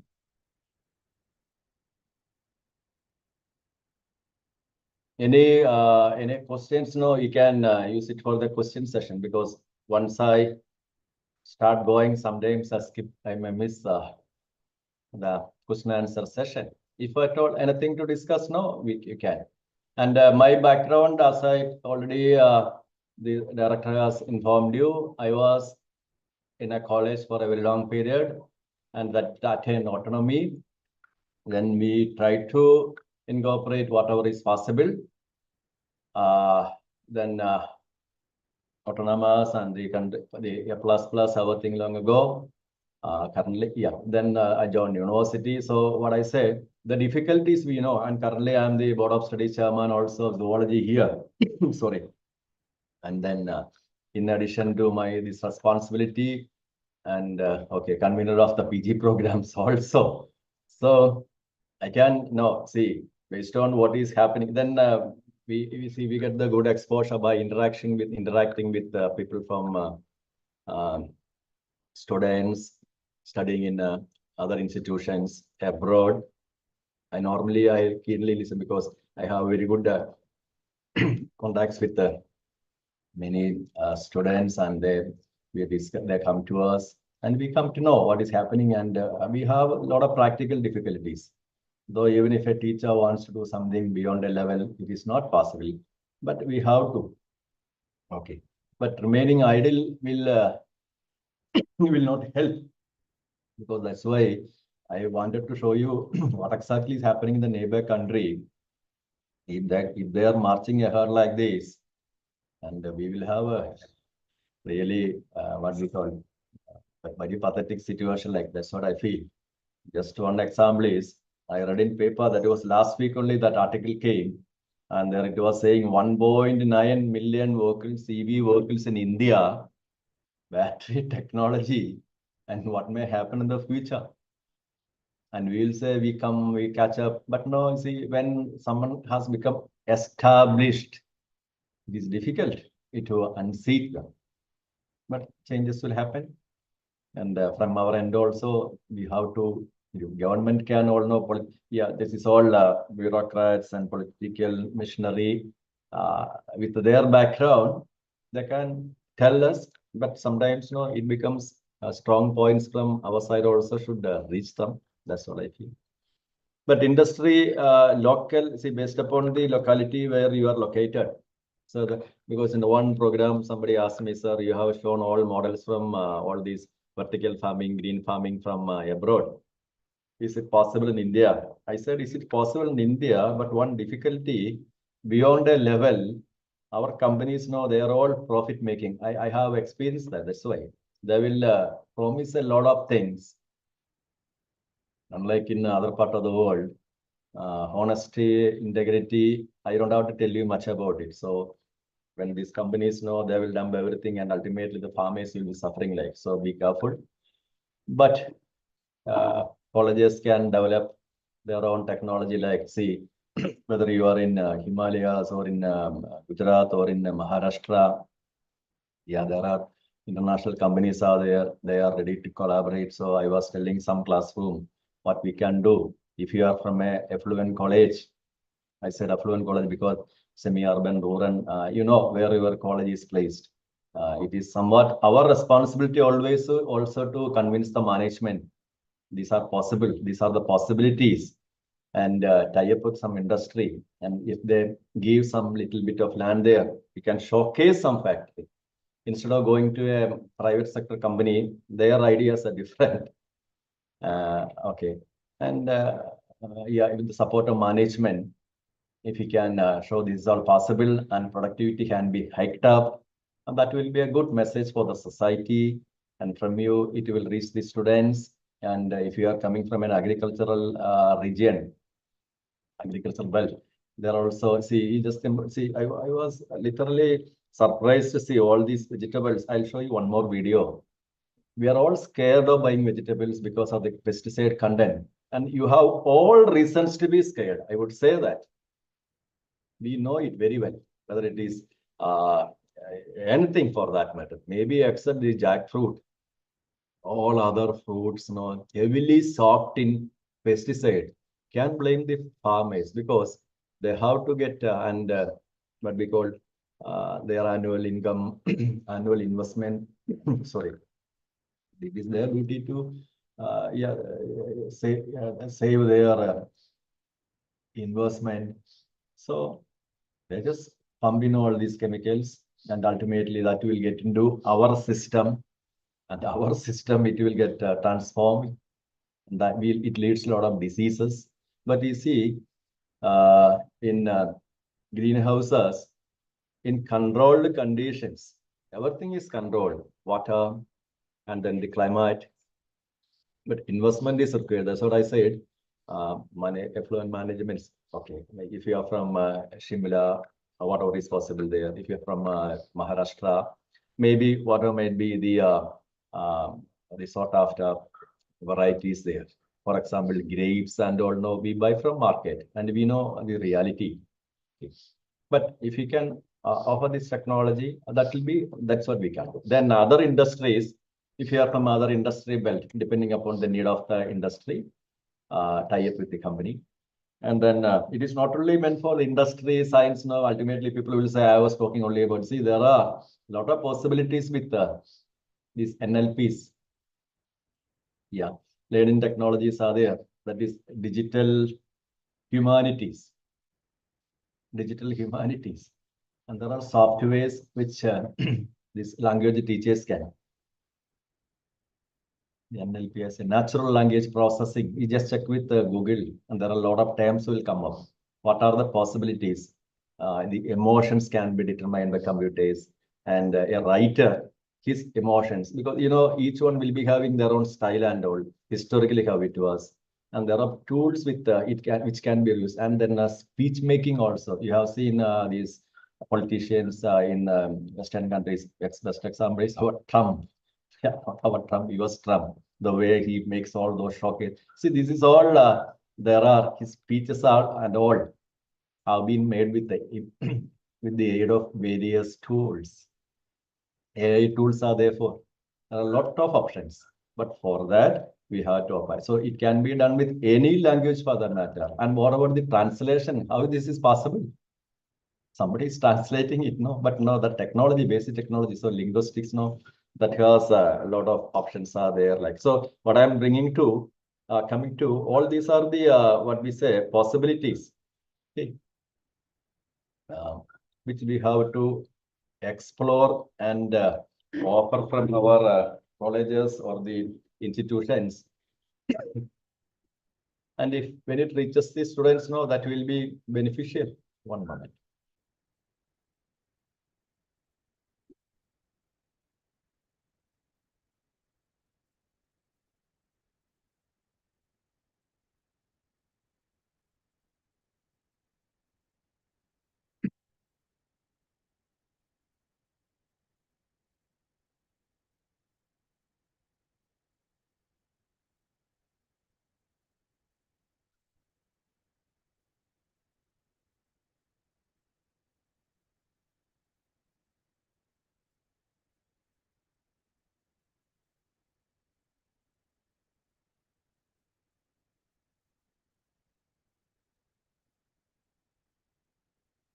Can you see, yeah, my PowerPoint here? Yes, sir, it is visible, sir. Yeah, not this one, another one. Which one you are seeing? Is it about NLP? No. No, average milk production per cow. Oh, right. No, sorry, I have to stop it. Then I have to go for the next one because there are a lot of teachers from the languages and that may be helpful for them. Now it's a different slide, no? Is it? Yeah, NLP, natural language processing. Yeah, exactly. That's what I want to bring in here. So here you can see, yeah, subfield of artificial AI. interaction between computers and humans in natural language. So what are the possibilities? Text analysis, language modeling. Yes, I mentioned about it is for a student with, actually it was from another presentation where I was talking to research scholars what to do, and they asked me like, okay. But master's degree in languages, no, this can be offered from our institutions. Like it has, we have to redesign. Sentiment analysis, another one. The tone, emotional tone or behind a piece of text. Then machine translation. And the example is, see, developers of this Alexa, Siri, that is an, okay, Google Assistant, they all depend upon language translation apps are there. So they all require the support of these language teachers who are well versed with that. Then computational linguistics, another language, skill. This is, the topic is about skill. So natural language processing is a subfield of, yeah.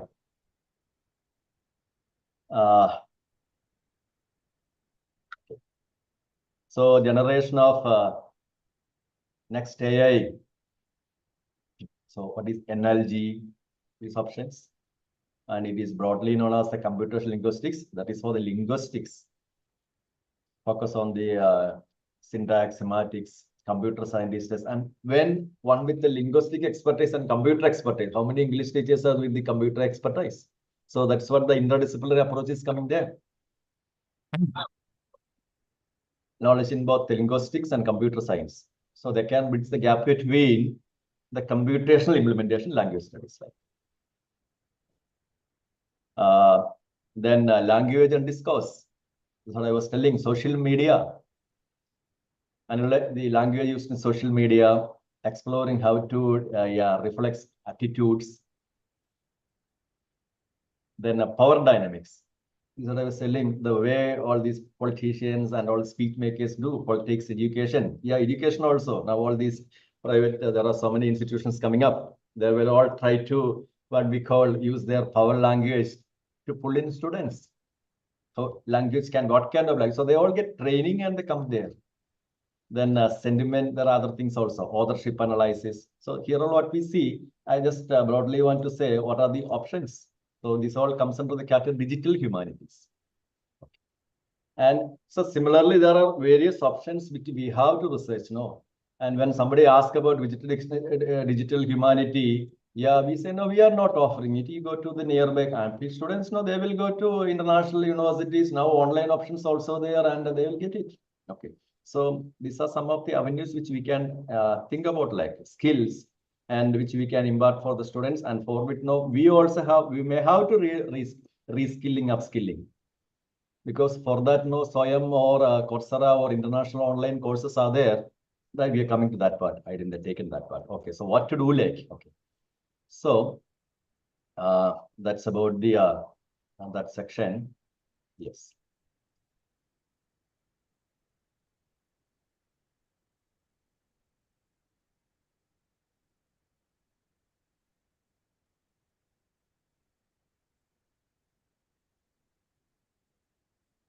I'm sharing it right now. Now what you're seeing, the milk production, something like that. Yeah. Average milk production per cow. Okay.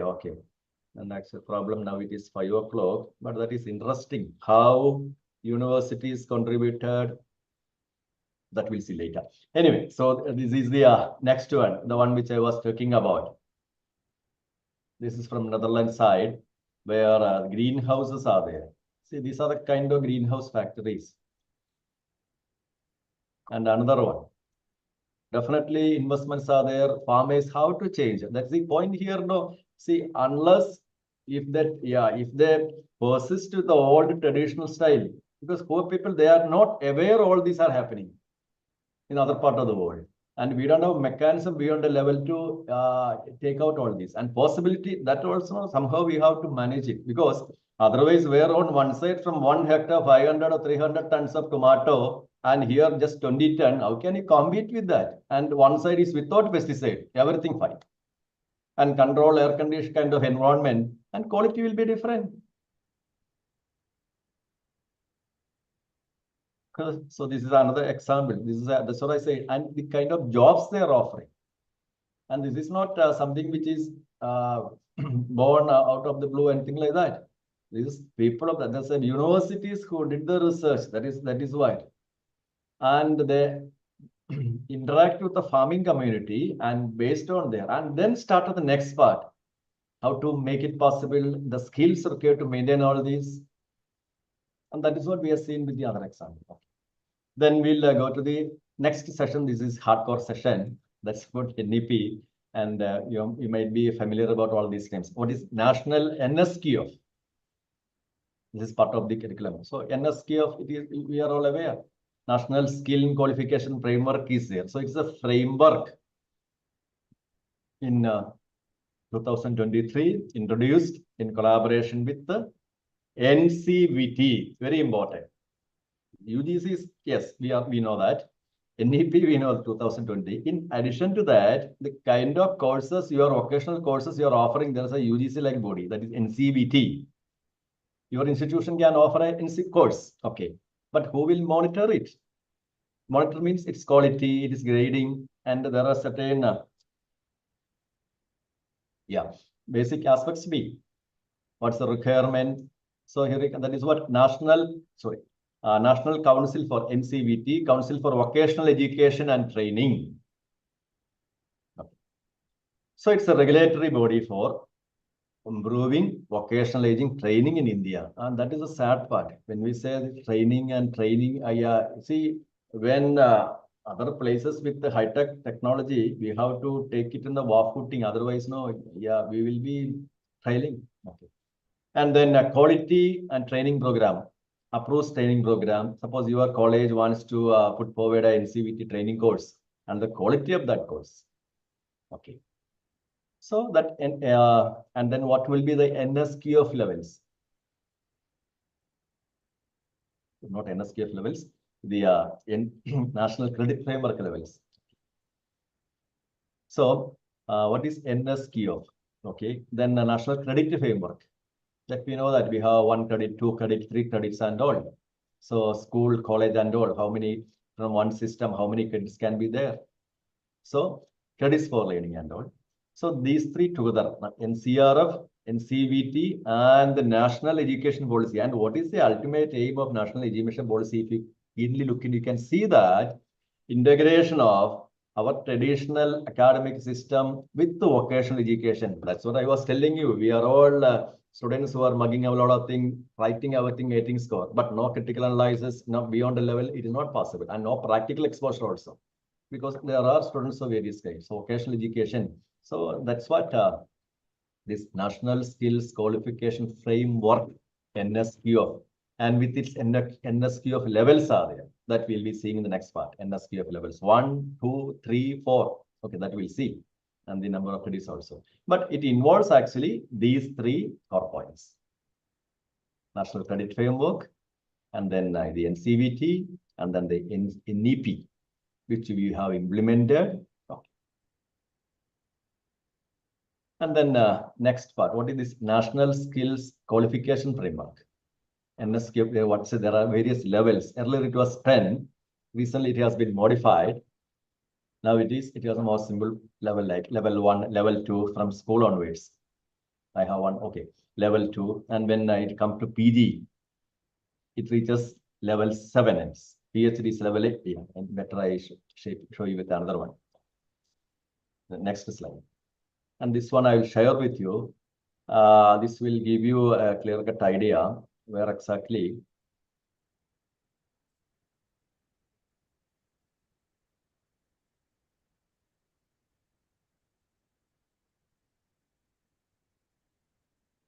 Yeah, you can see here the terms which we are familiar. The first one is academic band, and you just see.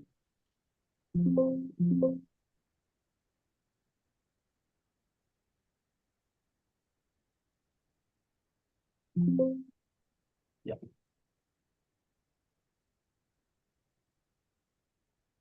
You see this is starting from 5 years, first 5 years, 3 years, next 3 years.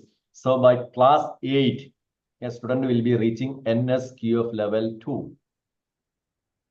and national credit framework credit levels, 2 credits, and altogether 40 credits and earned for 80. So by class 8 student will be having, as per this policy, with the kind of education, the new mode of NEP education, that student will have reached this particular level. What level? Academic level. And as according to the NCRF policy, and he has reached the level of NSQ of level 1 with the 5th standard and NSQ of level 2 with the STP. And what is this level means? That will come to it. Then a student, okay, I'm leaving school, 2 years in secondary, 2 years in then by 8th standard. Okay, NSQ of level we have mentioned as the 4. Then come to the colleges, UG first year. So that is in the NSQ of level 4, 4.5. So 4 to 4.5. And first year UG, minimum 180 credits, UG certificate. Okay. So he will be a certificate holder. And second year, it will be 200 credit points minimum, UG diploma. And UG third year, NSQ of level 5.5. This is without honors. So he will be an ordinary degree like that. Then 4 year with the honors, with the research order might be that, that is NSQ of level 6 and 240 credits. And earned per year, how many? This is the minimum number. And national credit framework credit level also. So, okay, this is how this NSQ of level categorization has been done. This is okay. So it will give you, and then those who are following PhD, and they will reach the NSQ of level 8, and credit point will be 3. So what is the basic idea? As I said, it will explain at what level each person is like. See, when we say a person is with the level 1, level 2, level 3, and here you can see level 1, that means he's having only preschool. He has studied only up to 4th standard. So only what kind of job can you give it to a mature person, a paid person 20, 25 years old from a rural area with just 3 class. So only that much skill you can expect from him. And whereas 8th standard, if a fellow is from, he can be employed at another level. He's expected to have at NSQ of level 2, he studied up to 8th standard and spent 1,200 hours per year, 3 years, and he has certain skill. So you can say he is also good for what we say. If you, for example, take your college, we can say he can be at the level of a gardener or a gate watchman, like that. And second one, maybe a lab assistant, like that. And then next phase. So each phase, each level says about what is the skill qualification, professional qualification up to what level. And when you are saying somebody is having NSQ of level 6 or 7 with a PG degree, that is the highest form. You have reached a very high level and you can be employed in very high levels like.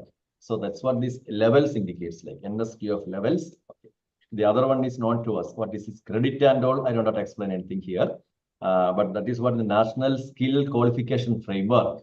Okay, so based on that skill, when you go out or some other country, we will say, as per Indian standards, this fellow has got level 3 or a level 4. So level 4 means he completed just +2. So a person with a +2 level, what kind of employment he can be given like? But he can go for additional skill. That's another thing.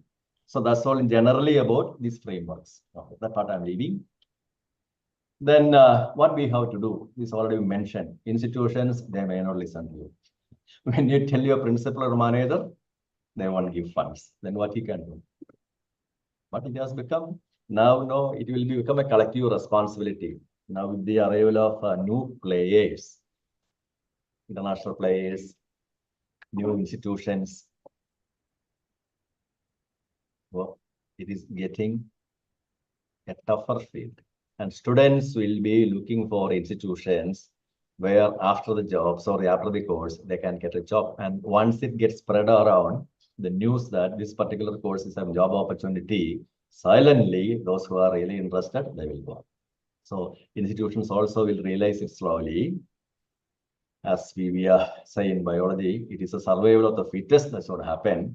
If you are not ready to change, if you Okay, and the burden is more on the young shoulders. That's what I said. That doesn't mean seniors they don't have, but yeah, they also have to take it seriously. It's a problem. Then yeah, this term, they are not ready for change. Then mindset change that already I mentioned. Sending to MBBS and engineering now with so many from engineering colleges out without any job. And they also, in most of these engineering colleges also theoretically, because the money they should invest in the proper instruments, that is not happening. You see, in China, we were telling like people working in companies like Volkswagen or in Foxconn, that is Apple, or in Huawei, they are getting the real life experience and the instruments exposure they have. So that's why it's industrial tie-up. Industry can help. Suppose you have a nearby industry, for example, Bajaj, they are saying that solar panel is having a huge market. And if they are offering, your college is offering a course in solar panel making, yes. And collaboration will help. It depends. At the same time, a student in the Himalayas, okay, and there no, it may be orchards or some the number of fruits available there, peaches, apples, a lot of things. And what can be made out of it? And then depending upon the what we call the social system also, whether gender equality is there, whether it is possible. So whether the women are permitted to go out much, and this all matters a lot. So mind, that's what I want to say. And this section is about growth, maturity, that all. But anyway, let us see what is this growth and what is this maturity and when development happens. So growth is just quantity knowledge. Maturity means, yeah, when somebody say you are mature. And ultimately what happened, all this growth and maturity together, you will be becoming a person with the professional capacities. Professional capacities. You are a teacher, yes, you learn a lot of things and you are mature enough. And if you are able to do well in your teaching, that means first two factors help and ultimately become like this. And that skill, teaching skill you got. And then based on the societal need, we should know when to change also. Then ability, skill, this already we have seen enough. That is what I said. With the Chinese example, I have given you a clear-cut example. Where exactly we have to go? What competence? Ability, skill, competence. What is ability? Yeah, there are students with ability. Skills are there, but some are very good in certain aspects. For example, this coding, some are very good. Carpentry or aluminum fabrication related works. That skill is there, skill. Okay. Then competence, this together. Ability, knowledge, skill, and attitude, that ultimately. And together what happened? Suppose you are running a small factory or industry, you are looking for somebody with the first rank, second rank, third rank, or somebody with the whatever might be the rank, employability, and that's what. We see in college, same thing. We need a lot of supporting assistants are there, but somebody who knows the theoretical, not theoretical, no, basic knowledge should be there. But employability is the word. I'm skipping it. Then life skills and employability. So life skills now, yeah, you are okay. So communication skills are necessary. Teamwork. What is the teamwork? Department. If a person is a loner, what happened? Not willing to collaborate with others, what happened? Not ready to mingle with the students, what happened? And problem solving. Yes, there are issues will come up. But in the colleges now we have, anyway, we have, that's a different thing. But suppose you work in industry, adaptability is there. What is adaptability? All sorts of adaptabilities are there. New management, new requirement, student behavior, that is our world. But in companies or in industries now, it varies. Company policy, okay, anyway. Then leadership skill is there. A person with the leadership skills. Some are very good in leading. They love it. We say, majority say it's a headache. Why you're taking all this headache? But no, someone has to take the initiative and headache. Okay. For example, the duty of a head of the department is it's a headache. But if it is he has the life skill, he can do it well. Critical thing, last one, then principal else also. But suppose you are in a bank, there was the same thing. Anyway, I'm leaving that one. So in today's competitive market, employers look for life skills plus technical skill. You are good in, suppose you are a mathematics teacher. Yes, you are good in maths, but you lack life skills. You will be a failure in the execution. Or you'll find it difficult. That's why. Okay. Then what we can do in a college or in your institution? Do we do it? Because we have students with great expectations or what we say, yeah, with many are innocent sorts, very innocent people like school. I don't know how much of an idea. So they're looking forward some guidance. Maybe their parents are not able to, may not be literate enough, supportive enough. So they look forward to whom? After parents, it's the teachers are their parents like. Okay. So support learners transition from education employment. Somebody is looking for employment. What to do? So support young people. Okay. So for that, what we have to do, we have to give out first upon jobs or CV preparation. Majority of our students say CV now AI has come, that is fine. But and if it is wise, yeah, so it can be. But I used to tell many youngsters, see, AI can do all this, but when you appear the interview, AI will not be there to help you. You have to speak out. Appearing for the interview, you can give training. Okay. Then conflict resolution, leadership skill. I don't know to say much about it. We can, because we have 20, 30 students there. And if you, that mentoring and help them. And we have to see that they are getting skilled or they are becoming somebody someday. Instead of just sitting like a mom, and that's all we have to find out what exactly went right. So we should be able to offer some help them. Okay. Taster session, I leave it. Practical training, work placements with employers. Yeah, that's what now when you have good interactions with local industry, instead of a student asking, suppose a teacher from the department visiting a nearby institution and finding out, and then that kind of arrangement. But you may think, why is it the job of teacher? I don't, yeah, that all depends. If you are in such a world where you have the option of knowing somebody in a company and someone to there, that we can do. Introduce business enterprise studies into the curriculum. What is that? That is what the autonomous colleges, many autonomous colleges now we used to ask now, see what is autonomy means. You can offer courses which are suitable. So there is no question of the 200, 300, sorry, the board of studies from university in the field. Yeah, they will. But even then, if it is good enough, the universities will support. But which course to be taught in the institution? Okay. So that's all together developing employability skill course. That's my perspective. I can continue like this?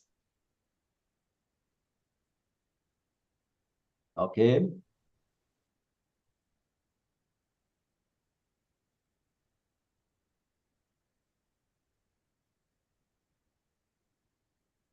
One moment.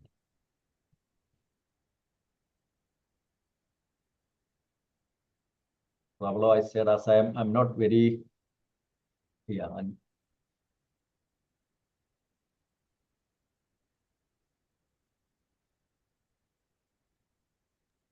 Okay.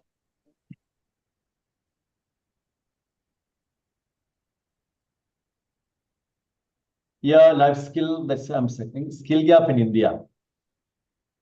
You know, what is the skill gap in India? So in your area and what industry, suppose you are in a region where manufacturing of certain specific materials or agriculture material, sorry, not agriculture, or IT, a lot of IT firms are there. Then you know what exactly the industry needs. And you see this word, 4.7 India's workforce as vocational training, 52% USA, 75% in Germany. So most of our Indian graduates are unemployable. That is what when they find out when they go out also. So skill gap in India, what happened? Already mentioned, we have given the examples with respect to China. Then what's the role of the teachers?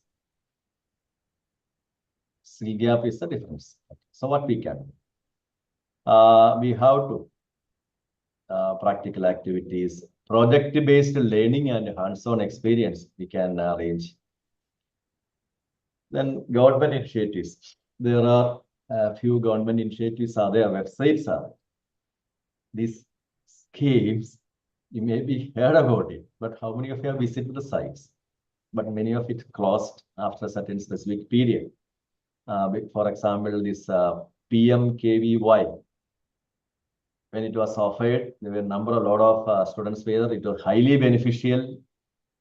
Nearly 800 courses government have listed. Each institution was supposed to take 1 or 2 courses, and it was highly subsidized. Students got scholarships also. I remember in my college, it was yoga training which you had taken, and there was another thing that was tungsten welding. And all the 30, I remember, who studied in that course, and mostly with the 10th and 11th basic education, they got employment. And we had taken that course because that facility was available. Okay, so we selected that course anyway.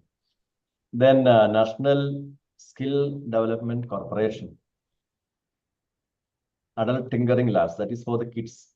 Yeah, and these websites, those who are interested, you can visit the website and see what are the options available. Skill in their digital hub is there, reskilling, career growth, lifelong learning, and Pradhan Mantri, this already I mentioned. So yeah, a long list of trades, apprenticeships. And this is another one, National Skill Development Corporation. It is a public-private partnership. So they would happen, skilling, private participation by supporting startups, companies, and all. And more details use the website with the time. Okay. Then adult tinkering labs. This is for the school kids. Cultivate 1 million children in India as a innovators. See, this more or less same thing now we have seen in the China, they mastered it. Okay. So curiosity, creativity, imagination, young minds, and design mind. So the options like that. So government funding availability, central government scheme. And we can, okay, and now new options are, it is closed now. That's what I see. Okay. Next question is, what new generation skills we have to offer? And already I have listed out number of courses. But that's mostly from the digital field. So digital literacy for everyone. And then these skills, critical thinking, what is analyzing problem and finding creative solutions. You are employing somebody, they are able to come out ideas or not. Collaboration, that capacity, teamwork and collaboration. Then adaptability, no need to explain. Entrepreneurship, innovation, leadership, emotional intelligence, that empathy, communication capacity. So all these together, it helps.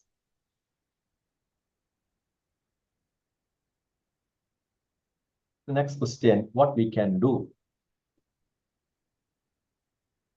Project-based learning. So we have to see that students are taking real-world projects. And what do you mean by real-world projects?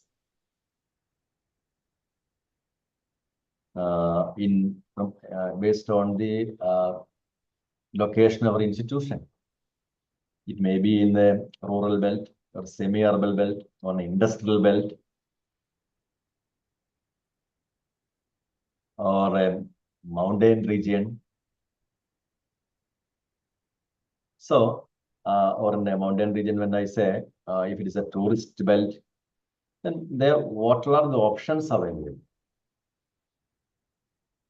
What options? That will help the region to come up. the economy of the region. So students will bring out a lot of ideas, some projects. Okay. Then basically we used to say a lot of this data about what is happening to our farmers is not available.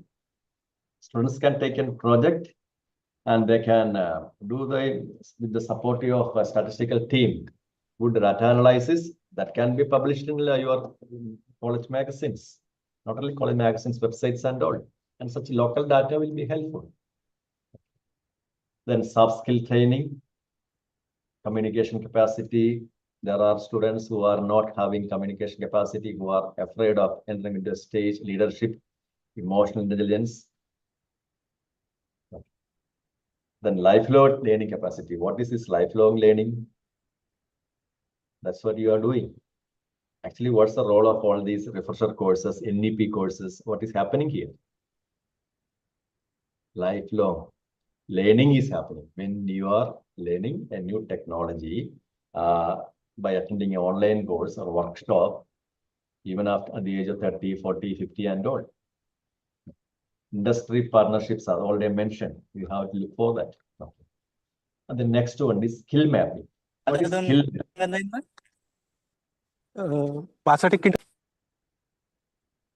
Yeah. So the skill mapping is that what skill an individual team or organization possess and what gaps need to be. The skills students have and the skills they need. That in your locality or in your classroom, that we can. So skill auditing classroom to understand where your students stand. Suppose your students are saying, sir, we want to go to a Central University or some other institution, but we can make an audit to understand what kind of training to be and activities accordingly. So that is skill mapping. So it can be vertical skill mapping and horizontal skill mapping. What is vertical? The same thing which we do with our CIS, junior, mid-level, senior level. Now we get it. But that is, it is only, we know, as per the present system, we'll get it. But in the private companies and all, yeah, a junior software developer to become a senior developer, he has to appear improving, he has to learn various of courses in between. And then ultimately, that is vertical. Career progress within a vertical hierarchy, junior level, mid-level, senior level, and ultimately the top level. But horizontal skill mapping is defined. That is in parallel, we will be. See, best example I have mentioned that of breadth of knowledge. A marketing professional. But imagine you are a teacher learning certain techniques, data analytics, or business strategies, or communication skills by attending certain courses. So that is what we call as a horizontal. One is going up, the other one is horizontal. Like. Then we go to the next terminology in the NEP theme, that is National Skill Index. And you see a mark here in their map, and it is availability of skills in various regions of India. So this, based upon this classification, we can make it out. Red means the people of that region, they have certain skills are lacking. So prioritize the regions in the country for skilling development interventions. So high performing regions where skill programs are good, highly skilled labor is there. If suppose some company or somebody is saying, or the people of that region are without having sufficient skill, lagging regions, more attention are needed and colleges can offer it. So students, teachers, how can they help? Identify skill gaps in your region and tailor your teaching to address those gaps. And tell them to go for vocational training, not only in colleges, there are other institutions also. And there is a website, National Skill Development Corporation. And these details are given.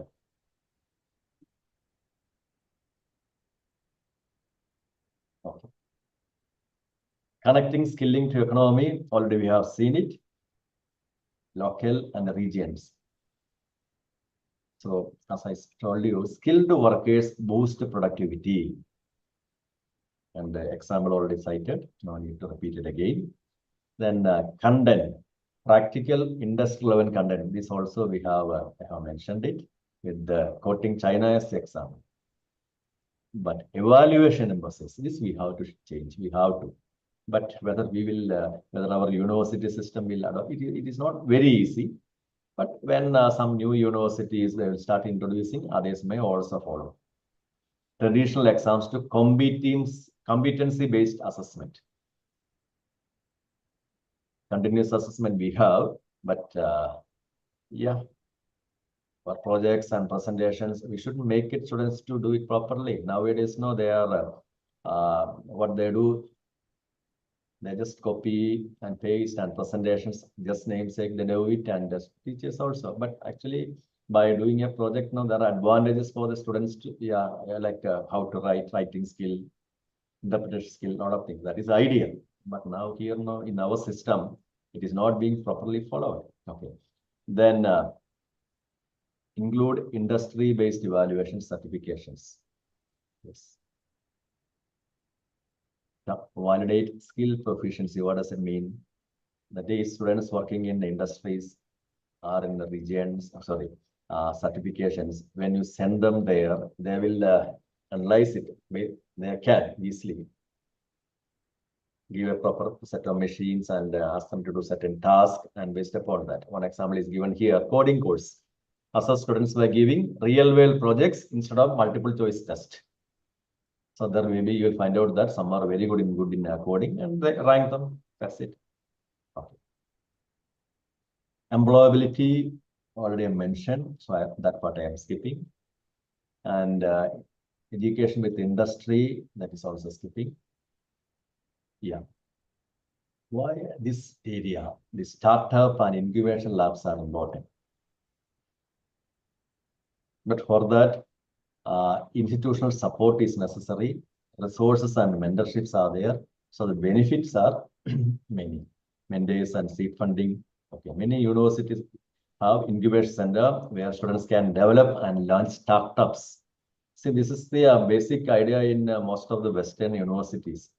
A student, either he can do for a good job, or no, if they are coming out with newer ideas, and many of the students also, they are also looking forward to having their own startups.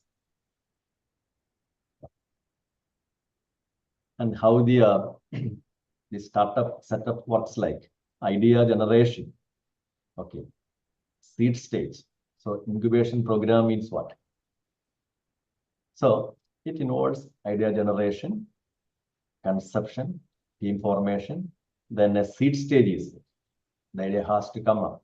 Then the thing and then some mentors will be helping. It is both stage, but it is not a very easy task at all. So for that, we require office space with the PC and Wi-Fi. Access to funding should be there. Active support for. Then laboratory, if that is required, access to be necessary. And then technology ecosystem. So otherwise, just for the namesake, we are saying, there is a startup is here, that will not help. And then we'll go to the near the last part. Yeah, what is informal education, formal education, non-formal education? So the formal education is what we are doing now. Structured, college, school, university, that is formal. Non-formal means, yes, vocational training program. Online courses, if you are taking, if any student is doing in addition to the formal education, that all come under the category outside the formal education system, non-formal. Then what is informal education? That is something, which is happening by social interaction, cultural practice, or from what we call traditional, not traditional, maybe from the home environment. One example is learning from family members. See, carpentry, for example. Maybe carpentry or beekeeping or from community elders. But there is no degree associated. And that is what this NSQF is trying to include, that also. Such kind of knowledge also. There are many who have not visited schools, colleges having formal, non-formal education. there are many traditional craftsmen, how that can be brought under a skill level, like providing credits. So that's what we call as an informal education, but it is a difficult subject because how to make them appear for a test and all. So what is informal? Acquiring skills through apprenticeships or hands-on experience, self-directed learning, maybe many things which you learned on your own by referring books or exploring, but how to grade them, give a level 1, level 2, like that. Okay. And that's what the difficulty part. And that comes under the category recognition of prior learning RPL. Recognition of prior learning RPL and certifying experientially learned skills. That's what I said. See, in your area, there are people who have not gone to schools, formal, non-formal education, but they have skills outside. Yeah, best example, electrician. A person can be electrician with years of experience by working with somebody. There are a lot of youngsters in the workshops. The scooter, there are so many instruments, so many workshops, but no degree. So, recognition of prior learning or such kind of experiential learned skills. And that's what RPL is trying to do. And that is also part of the skill development. So, yeah, so offers opportunity for individuals to upskill and enhance. Yeah, so that kind of experience can be, suppose you have a person who are not with school and he's having a degree and he may be getting a better opportunity somewhere. Certifications, providing recognized qualifications for those skills. That's what. So, what is the conclusion like? Empowering teachers to empower students. We are the catalyst for change in our system. And we have to bring in a lot of change. We can. Yeah, synchronized curriculum that align with industry needs. Then you may be asking, I'm from a non-industry bill, then where to go for industry? See, if you are from a non-industry, that may be in a, that's what I say, it may be agricultural belt, or it may be a tourism or a mountain landscape region, and there are options. We have to find out. Employability, because people have to find out, yeah, income generation is necessary. Then upskilling opportunities. Prior learning, recognizing. And this skill level, NSQF levels 1 to 8. Yeah, I was telling you about level 1 with the preschool, level 2, level 3, level 4. So suppose you are in the, we are all in the level 7 and 8. So we are supposed to be advanced professionals and managers. Whereas a preschool, a person with the preschool education, entry-level skill only, he will be used as helper, basic operators. Some institutions they care that, but they have learned basic numerical capacity, writing and accounting, that's all. Okay. Then level 2, routine operations. So, okay. Then when NSQF level 3, skilled worker, he is reaching the skilled hours. Is level 4 onwards, +2, and beyond that, this one, high school and okay. So these are the 10 level, sorry, 11, 12, level 4. And this is before that, skilled worker, tailor, plumber, machine operators, that level. So when he goes to some other country, and there are also, this is a global platform level 4, supervisors, data entry operators, junior technicians, that level. So this is what this NSQ of levels by yeah, the explanation for all of us.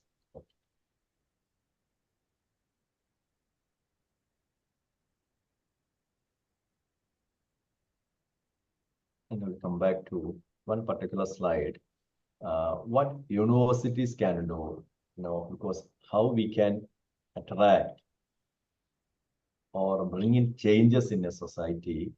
And there is some example, one example, very fine example.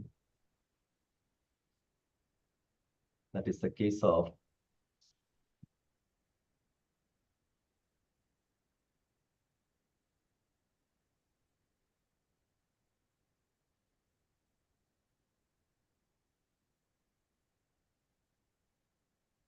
This is one of the greatest Dutch achievements.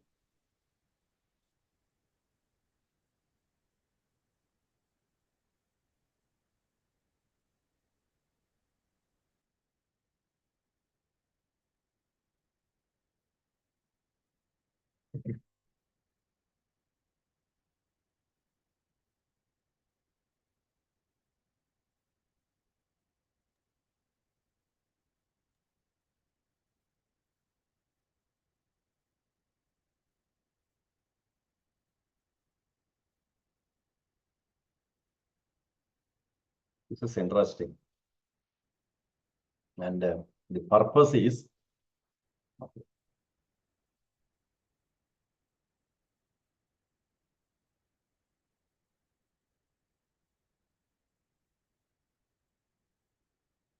One moment. Okay. They're the world's largest exporter of flats. This is one of the greatest Dutch achievements. They're the world's largest exporter of flats, the second largest of cheese, and in Europe, they're the biggest exporter of meat and vegetables. Altogether, this makes them the second largest agricultural exporter in the world after the United States, but while using just 0.5% of their farmland. But that might The seem- video has gone off the screen, sir. but it's One moment. Yeah, now it is back. Okay, now we can see it. Okay. Yeah. Okay. I played one moment. Is it while okay? using just 0.5% of their farmland. But that might soon change. Het systeem van onze hele You landbouw. can hear it now. Yeah, It- yeah. Okay. And some part I'll push it because there are some interviews that you don't have to. Is failliet. ingrijpende plannen die de hele sector raken. Er heerst grote onrust op het platteland. The Netherlands is in emergency mode. Thousands of construction projects are cancelled, and farmers are no longer allowed to grow their business. Omdat er simpelweg niet net te veel This cloud of pollution was ignored for decades, but in 2019, the Council of State ruled that this was illegal. The country went into lockdown, and politicians quickly laid the blame on farmers. But are they really the ones at fault?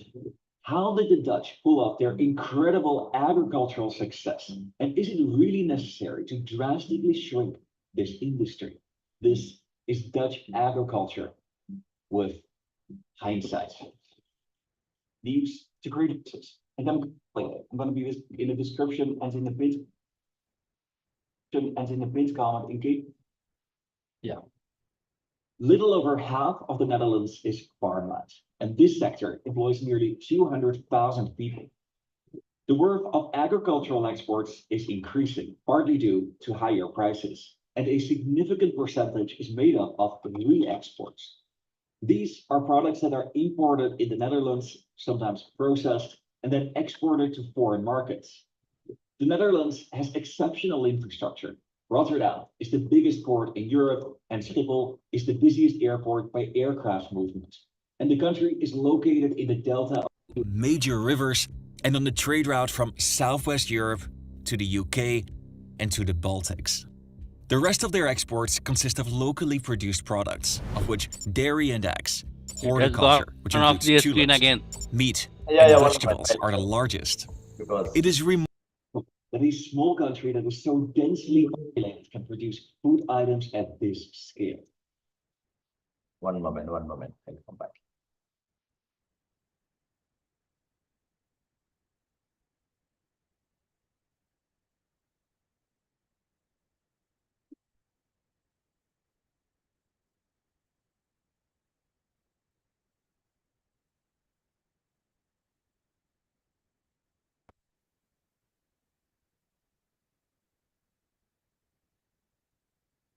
meat and vegetables are the largest.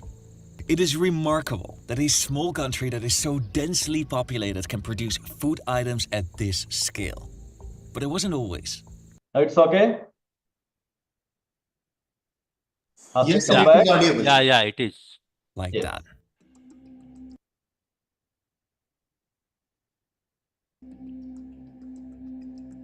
Dutch farmers in the mid-19th century were already twice as productive as farmers in Germany and France.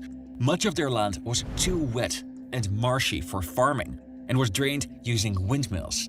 The soil this exposed was very silty, and in many places only grass would grow. So they specialized in raising livestock, producing butter, milk, and cheese.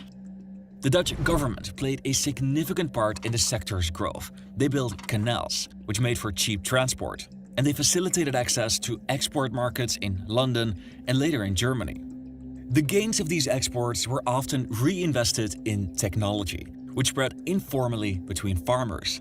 One farmer saw his neighbor do something better and would copy that, but that changed in 1876. The state founded Wageningen University, the Yeah, this is a key point which I want to tell you, like what a university can do. And still the same university, it is very well known, Wageningen University. And many students from India also goes up there. And normally they don't come back. That's another thing. Okay. And what they did, and what's the reason they are having always, see, as we were seeing the kind of technology where they know bananas and pepper, tomato, capsicum, anything. And they are there with the farmers always. And the skills now, okay, that come together with that. first national agricultural education. They also started a program of wandelleraren, walking teachers. Yeah, this is something. This I have heard from many Indian universities. Some people saying, no, this is a great idea from their side. Nothing like that. That what I see is so long ago. Who worked in the field to convince farmers to adopt the latest technology. The strategy of the Dutch was to overproduce, export, and then invest in technology to keep a competitive edge. But during the world wars, their preferred export markets closed, and there was a shortage of everything. A disaster was about to happen. The Allied forces had landed in Normandy and they were rapidly gaining terrain. By September, they reached the Dutch border and they dropped tens of thousands of soldiers deep behind enemy lines.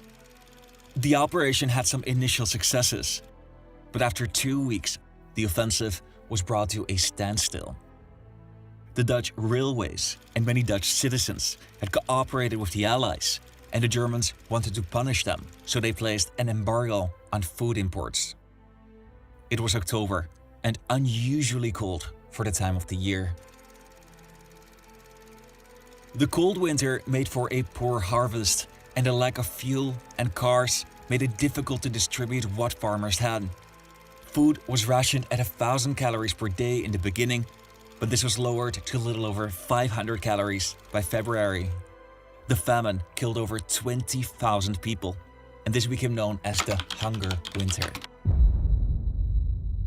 This is where the story of Dutch modern agriculture starts.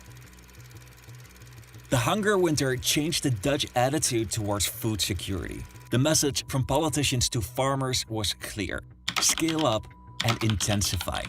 But the problem was that the Netherlands was already a very densely populated country. In 1950, there were 10 million people, and by 1980, there were 14 million. There was an increased demand for food, and the available land was shrinking. The only way that this industry could grow is if their farmers would become more efficient. So guess what they did? They became frontrunners of greenhouses, and they kept more. See, this is what I said.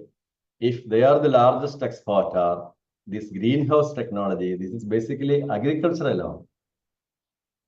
And so European country, very rich, but farmers are doing it. And here we say farmers, no, they are facing difficulties, but yeah, with the kind of research and development and skills.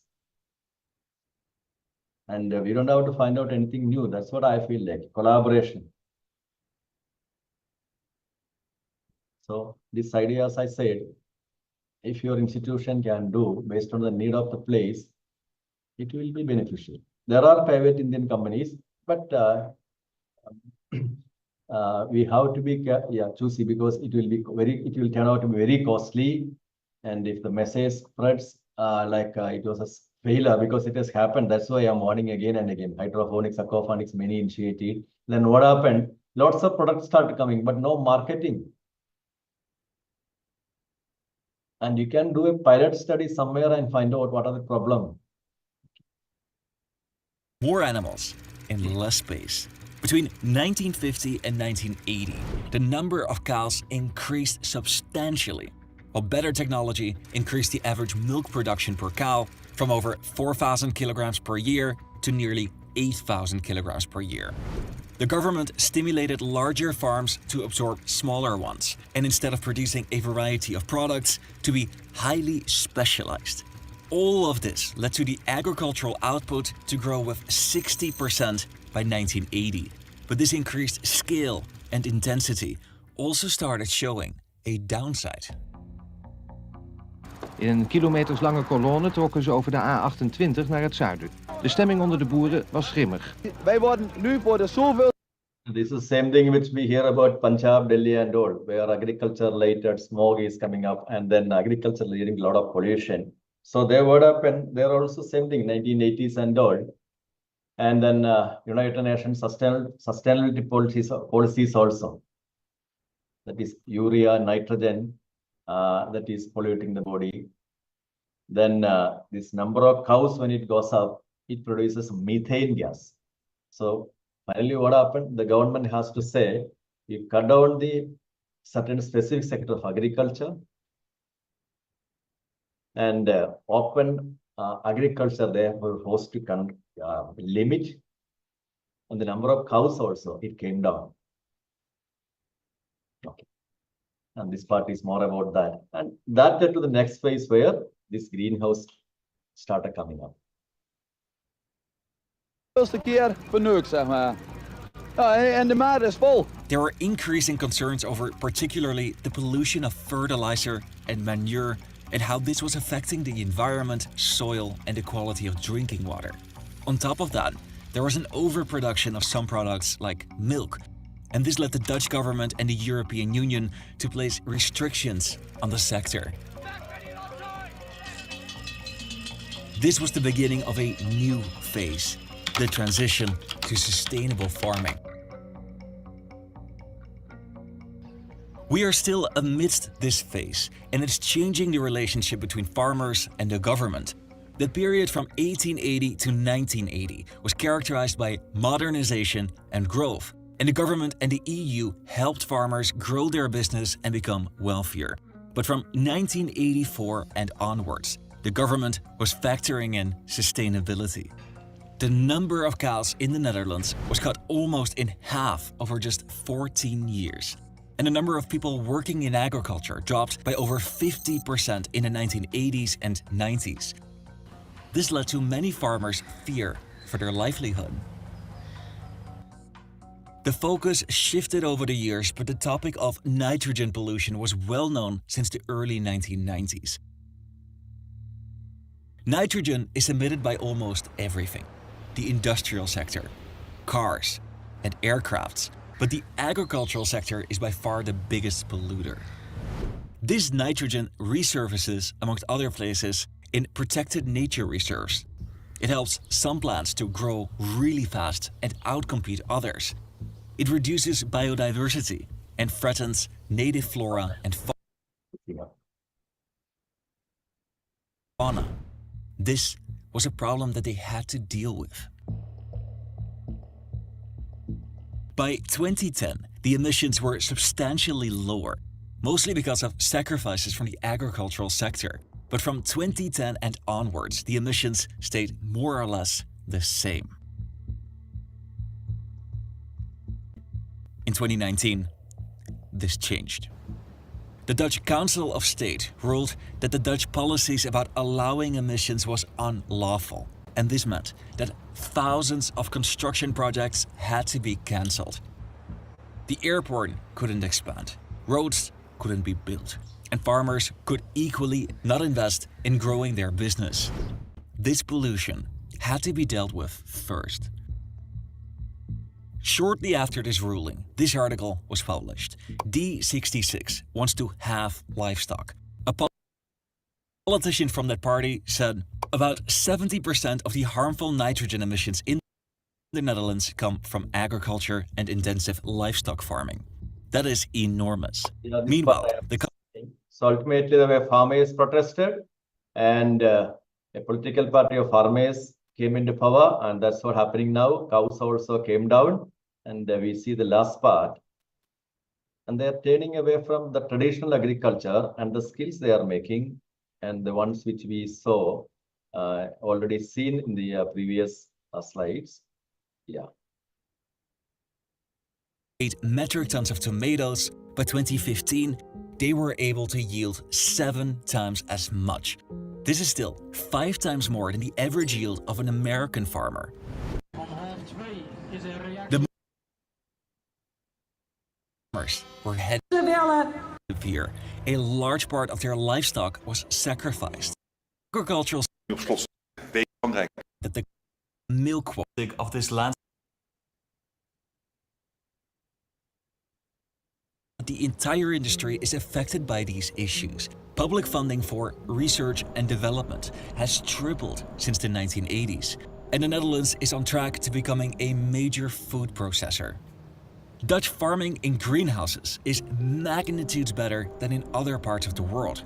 Whereas on a hectare of land in 1950, they could grow 68 metric tons of tomatoes, by 2015, they were able to yield 7 times as much.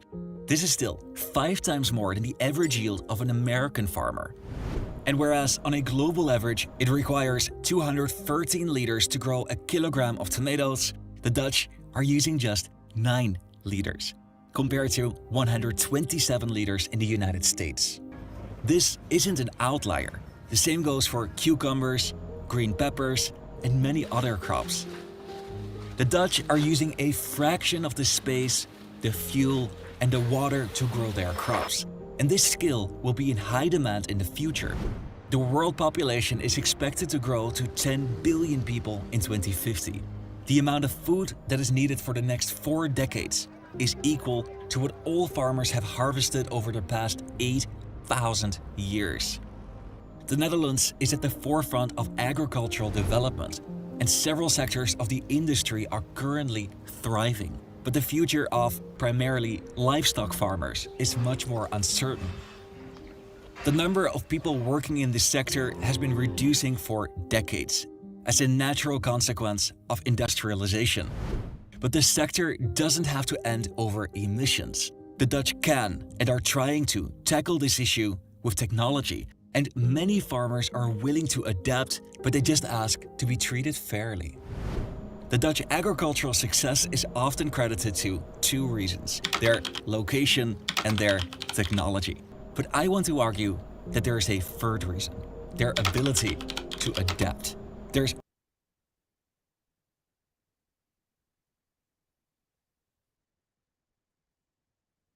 Yeah, it's nearly 6 o'clock. Okay, time for me to, yeah. I'm not any questions, and if any, and all these notes I will be sharing, and some links also, some articles also, and that will be helpful for you in the long run. Okay. Thank you very much for being with me. Yeah, nearly 3 hours. Yeah, sir. Thank you so much.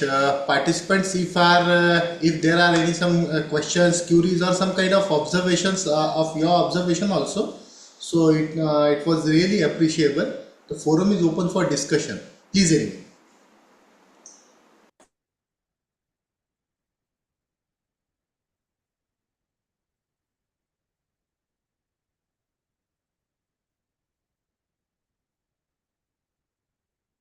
Yeah, it's already nearly 6 o'clock and closing time. That could be the reason. That's why in between I asked, no, is any questions, anything? Okay.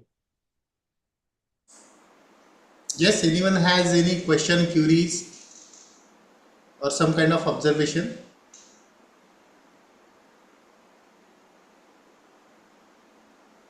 Dr. Vinay sir, Thute sir.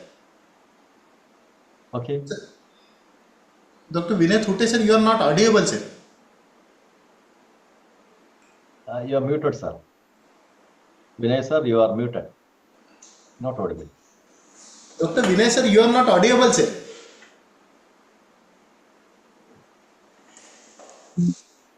Sir, just put your question, whatever may be your question or the query, just put in the chat box. We will take from the chat box, sir. Yeah. We will wait for you.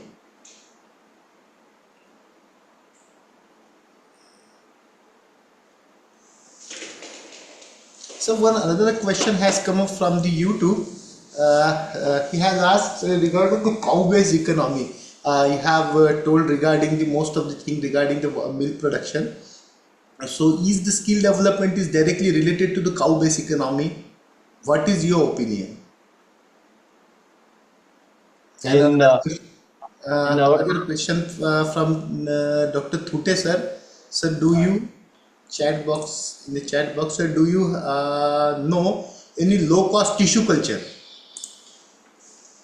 Yeah, we have tissue culture institutes are there offering technologies, and you have to communicate with them and find out what is the cost. Okay. Now, why I say that, being in Tamil, yeah, Kerala, I know the agriculture universities are offering, but we can look beyond that. We can look beyond that. There are private runners. There are many in the northwestern part, in Maharashtra and in Rajasthan, Gujarat, and also. Okay.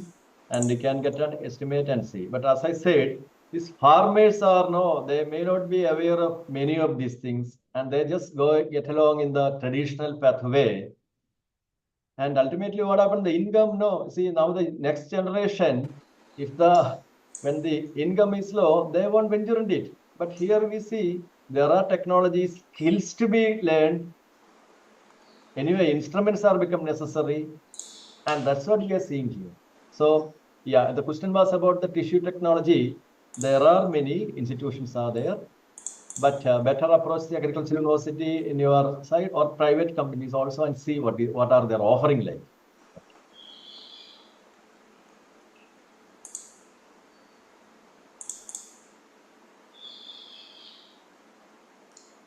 Yes, Dr. Jha sir, is there any question or observation? Yeah, yes, sir.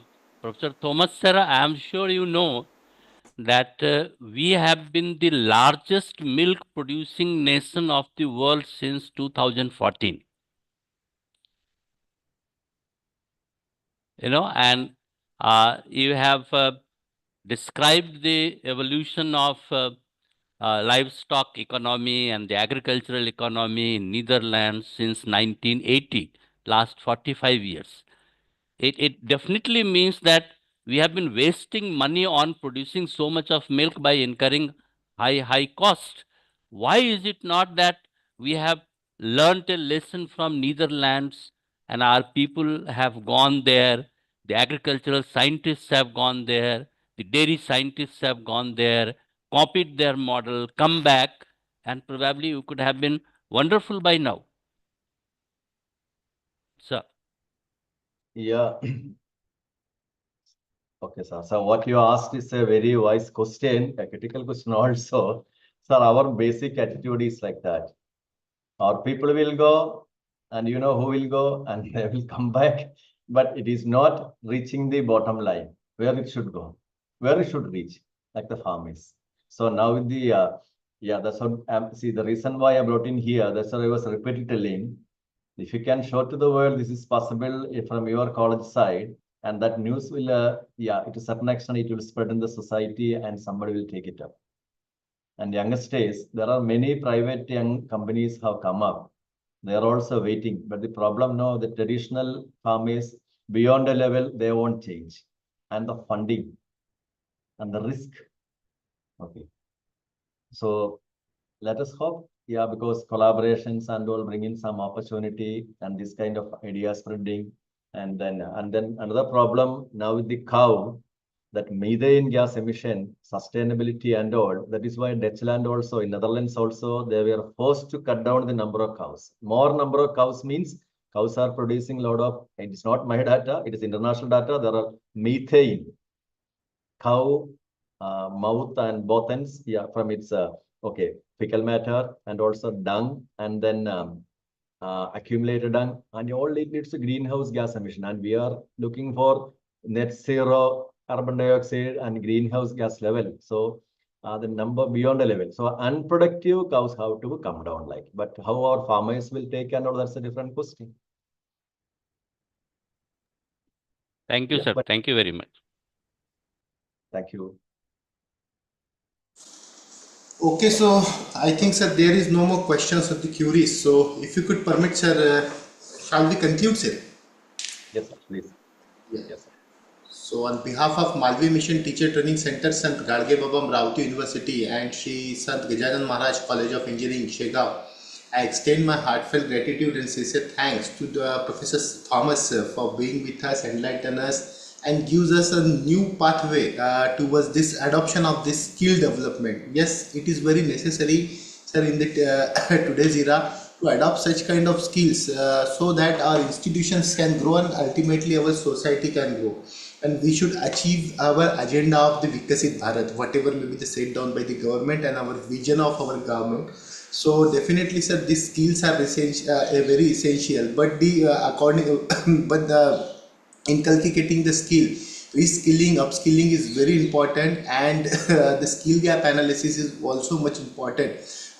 So therefore, you have given the road path and long-lasting impact. Whatever may be the thoughts you have put down here will definitely inculcate in our educational students and in our HEIs and as well as in our institutions, so that our students can ultimately benefit, and that courses should be that skills should be aligned as expected by the in NEP in our curricula, so that our student as well as our society will ultimately benefit. So thank you so much, sir, for the precious time here and thought-provoking session.